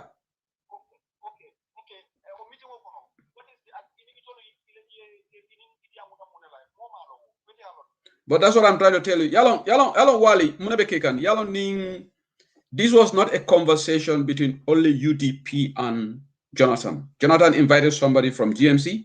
My party was there. Citizen Alliance was there. All the parties were represented. UDP was represented by, I think UDP, Almami Fandital was there, Lawyer Kumbajaite, and I think Lawyer Dabo. I think this was a high-powered delegation that represented UDP. So what I'm trying to tell you is, UDP opposition, or the information I have is very clear, and this is what Karamba Ture echoed on Saturday. We don't want any dot to be changed from the draft. NPP brought their proposals on the retroactive clause. It was Adamala Tamo and all the things. Itoliolo Samana, GMC la position Samana. I understand Citizen Alliance were ready to compromise the retroactivity. I understand Citizen Alliance, but UDP is refusing. Wala na Kambengo manke Gambia. The UDP says draft constitution on Natanyame, yeah, murode back to the parliament. I approve ya Samba. And Lawyer Dabo said this when we interviewed him. I think you must have listened. When we interviewed him, he said nothing is going to change on that draft constitution, or we go by the 1997 constitution. I get it very well. I got what you said. But what I'm trying to say here is, say one thing along Lawyer Dabo this is the way I do. But the problem is, so we have a lot of people there along with the social media, they WhatsApp group, they cannot believe and right. They only hear from you, then from me, then from them. That's not going to one of the They don't even listen to the radio or GMTS or anywhere. They get it from me and from Sehu, UDP Mentaba, then for me to the records and to them. So Imalo, take a man with a woman go. Me UDP Lodula movement, only like you don't know the but no UDP from the UDP media, Okay, Wally, I think we are all saying the same thing. I think it'll have the men now. I think what you want to see is, okay, spokesperson and I suffer okay, then I did a audio like UDP la more minute. But Yalong, no, Lamo, it'll have it a walla. But listen, when the party leader speaks on an issue, during Lawyer Dabo interview, that was in the audio, that was recorded. Lawyer Dabo said, UDP position on this is clear. So I get formal press list, then I don't audio to Janja. I think this is what you want them to go to the next level. But Kafoko, even UDP position declare, they definitely did. They definitely did. The party leaders spoke on this, and I told from your record on the Lumenango program also, it was recorded on the WhatsApp audios. Exactly. So Ngamere left the men, like I said, is a comment that we have to take on board. The executive, they are listening, and you are a UDP member, you have a right to come up with your opinion. This is the democracy in UDP. So executives should listen. Yeah. Do you know that? Secondly, do you know 100% Kafoko? Ninga memmo Lawyer Dabo mostly sometimes it's very important but people like me personally, they focus mantaro, they focus with them, or Muntega Alma funding Allah, you will let that because we come direct from UDP, your family. So secondly, when I come in, be member caring, I don't know how so I am not 100% so. How the delegation went to Nigeria to meet Goodluck Jonathan, include Lawyer Dabo. So yeah, Lalonin delegation on other side. Malong for in other parties available update, but we expect to know what is the outcome. So that on in they get off an antodrome. Majala Lako, Adama Parola Mansakunda for Menka Tamanundo, and I will go in more catch up and Menda. Okay, let me say something, Wale. Let me also tell you something. I think sometimes also we need to chill a little bit. Like, George and Durja, I think Wale, that will come in the end. When negotiations are on, all right, nothing is concluded. It can be premature for UDP to be coming out writing everything. Oh, this is what is going on. This is what you end up diluting the negotiation. UDP are position. Okay, these are our representatives. We trust them. Let's allow them to exhaust the negotiation. Like today, Lawyer Dabo is in Abuja. Okay, I understand that. Like new Lawyer Dabo is in Abuja. Probably our leadership should tell us, confirm our party leader is there. Yes. Ngaje Fatu network layer Safeko, he's among the delegation, my party. But no Fanankara, it shouldn't surprise us because Lord Dabo is there to represent the United Democratic Party. And okay, Jonathan Goodluck, former president of Nigeria, Atema Dablaji, Adam Barolea involved. He's a peace broker. So he goes there. He's not ni UDP Manta in Blanto. Discussions will take place. Buffalo UDP boycotted the talks. Yes. So Anyanda Tala Jele. The reason why I'm speaking in Bata because Nalon Nako, Adama Barola, final Sunyaro in Dulaleto. Constitutional Adama Barola, Adama Mulmeka, Adama Baro Sunyaro, they don't know. I Sunyar for Yeah. Yeah, he tried to bring a deputy IEC chair MPPT. Yeah. And also Wale Prugela Kumo emphasize even this stalemate, remember IEC name Mambo Renjatema, Bemu Sunyarol. This company Smart Business Group. Yeah, Ilavida will do the registration of the Pruga Sunyarol. Yeah. But I take your comment on board. I think you are right, and I think the party leadership will take this suggestions on board. Okay. Yeah. Well, let me just conclude here. Okay. Like I regional joint when you mulma kalamuda. So locally more can do million people do go like you only more people. I did the mola. But Otabo Sunyaro already most momuda already. So Sunyar Flanja Mundola Musain. A man chance of a Pruga only delay car delay. Couldn't no 2021 for a Bolaka Wala can be. You left a Kaponi Takasamba for electoral delay. Yeah. Final thing I've been making a Wolomco. In constitution in Nakarola, plus Gambel as Gambia community, opposition Mutano Dam, as he kept not that dying. Wolomco, tell the Kumialondron, the bills I try, I make and get that try. I put final put up with Landron. You last chance as Menkin Wolomco. In Bilo Koki, Karakaraji, Kata, good luck, Jonathan, then so the American couple of Abula couple of cutting island in Killa. So it's time yeah. Well, you have to also understand that in a democracy, people have different opinions. Like I believe you, Kavo. It will be grossly naive on our part, Kavo, Adam Barrow to election of Sunyalano. I think we shouldn't be that naive. But there are other people like Tunko who definitely have this belief called Adam at election of Sunyalano. I'm not part of that. I believe that we shouldn't be complacent. Barrow is capable of doing anything. Like you said, Remy Joyner, Barrow Layalonko NPP quality. But he deliberately wanted to appoint him, which Barrow doesn't even have the constitutional authority to appoint the deputy IEC. Atanyanta recommendation then within the IEC, according to Coach Pasamba Jau, I published on Facebook, Barrow doesn't even have constitutional authority. But this is Barrow for you. Barrow will break rules. Barrow will violate the constitution. Anything that to put him in a stronger position because the guy is grossly dishonest. Barrow is a very dishonest person. Yeah. You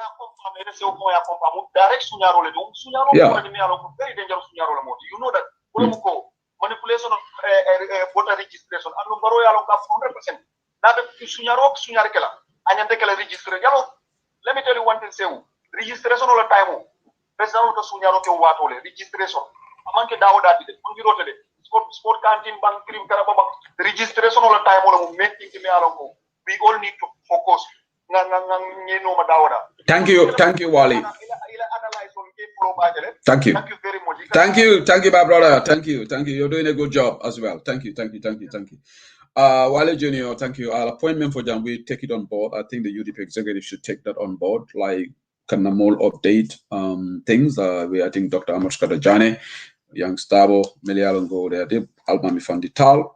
This was what make UDP powerful because party supporters speak their mind freely and then it brings suggestions to the leadership. But just program conclude, UDP position on the draft constitution is explicitly clear. UDP doesn't want any dot to be removed from that draft. So Moliale Makalamuta, Hani Tondo, UDP la position ko fenkana falenje wala na hani saying Kambengo manke, Jonathan Goodluck is senior fla like a Gambia. Hani saying because UDP is holding firm on that position. Kafoko Hani Tondo Dotto Akana Fali with draft constitution. And I think this will be UDP's position even in Abuja. Nothing is going to change on that. And MPP from so I don't see any headway in this constitution. I don't want to be skeptical. I don't want to be, this is not being pessimistic. But I'm being real. I don't think there will be any agreement on this because UDP opposition will not change. And I think borrowing retroactivity issue, I tell seriously. Anything to what evaluate for because borrowing life and death. State House diatale. Subonin Bumbayol be the computer be kalaji Fatuba Baro be lune dungola. So Fatuba Baro Fatuba Baro pare for you na lune dungola. So wala na wafola Baro mana sienne ko. Sanyi lulo do heta bakele puntol ngata jam because na bada president yala lune to fo ngata dunna. Who cares na lune to dun. Alany is just false life. Alany lune dungo. So now for the president I'll keep up with the president. Anyway, I'm going to terminate the program here. Already going to time exhaust. It's 5 minutes past 9 in the UK, 5 minutes past 10 in Berlin right now. Baltendola, Baljaila. Amida Drame will time Malon time of in Seattle. I don't know what time is it there now. Albejelle saying. Albejelle. Are you guys 1 o'clock? 2 o'clock? What? I think 1, maybe 1, 5 past 1 in Seattle right now. I think so. But anyway, thank you to everybody. Thank you to everybody that come to Bantaba. Alama, this is a Wednesday edition of Political Perspective. So thank you to all the beautiful listeners and those people who actually follow us on Bantaba. Alama Sudo Kairo Siala for Batido. Then I'll be here on the Political Perspective. So again, thank you for listening. Yeah. Thank you to all the callers that call into Bantaba. Allah Brakabag. Let's hope that we have fallen the Senamo Gambia. Allah Brakabag. Allah Brakabag. Allah Brak. Thank you. Thank you. Allah Brakabag.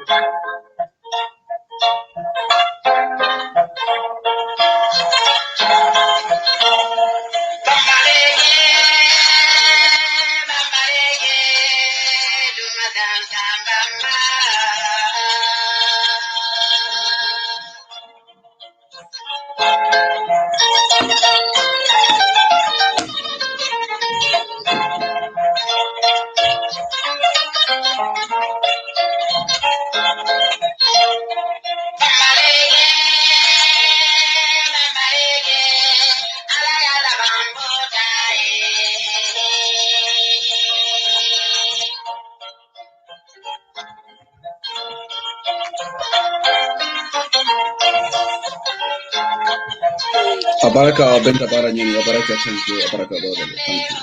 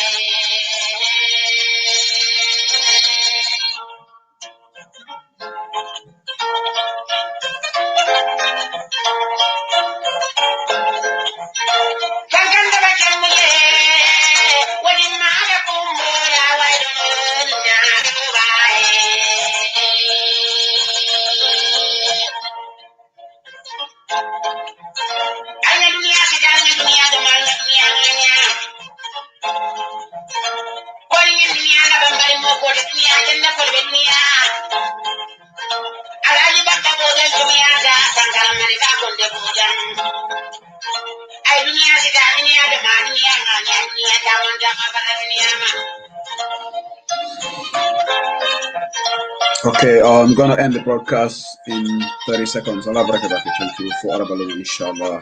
Allah barakatuh. Thank you.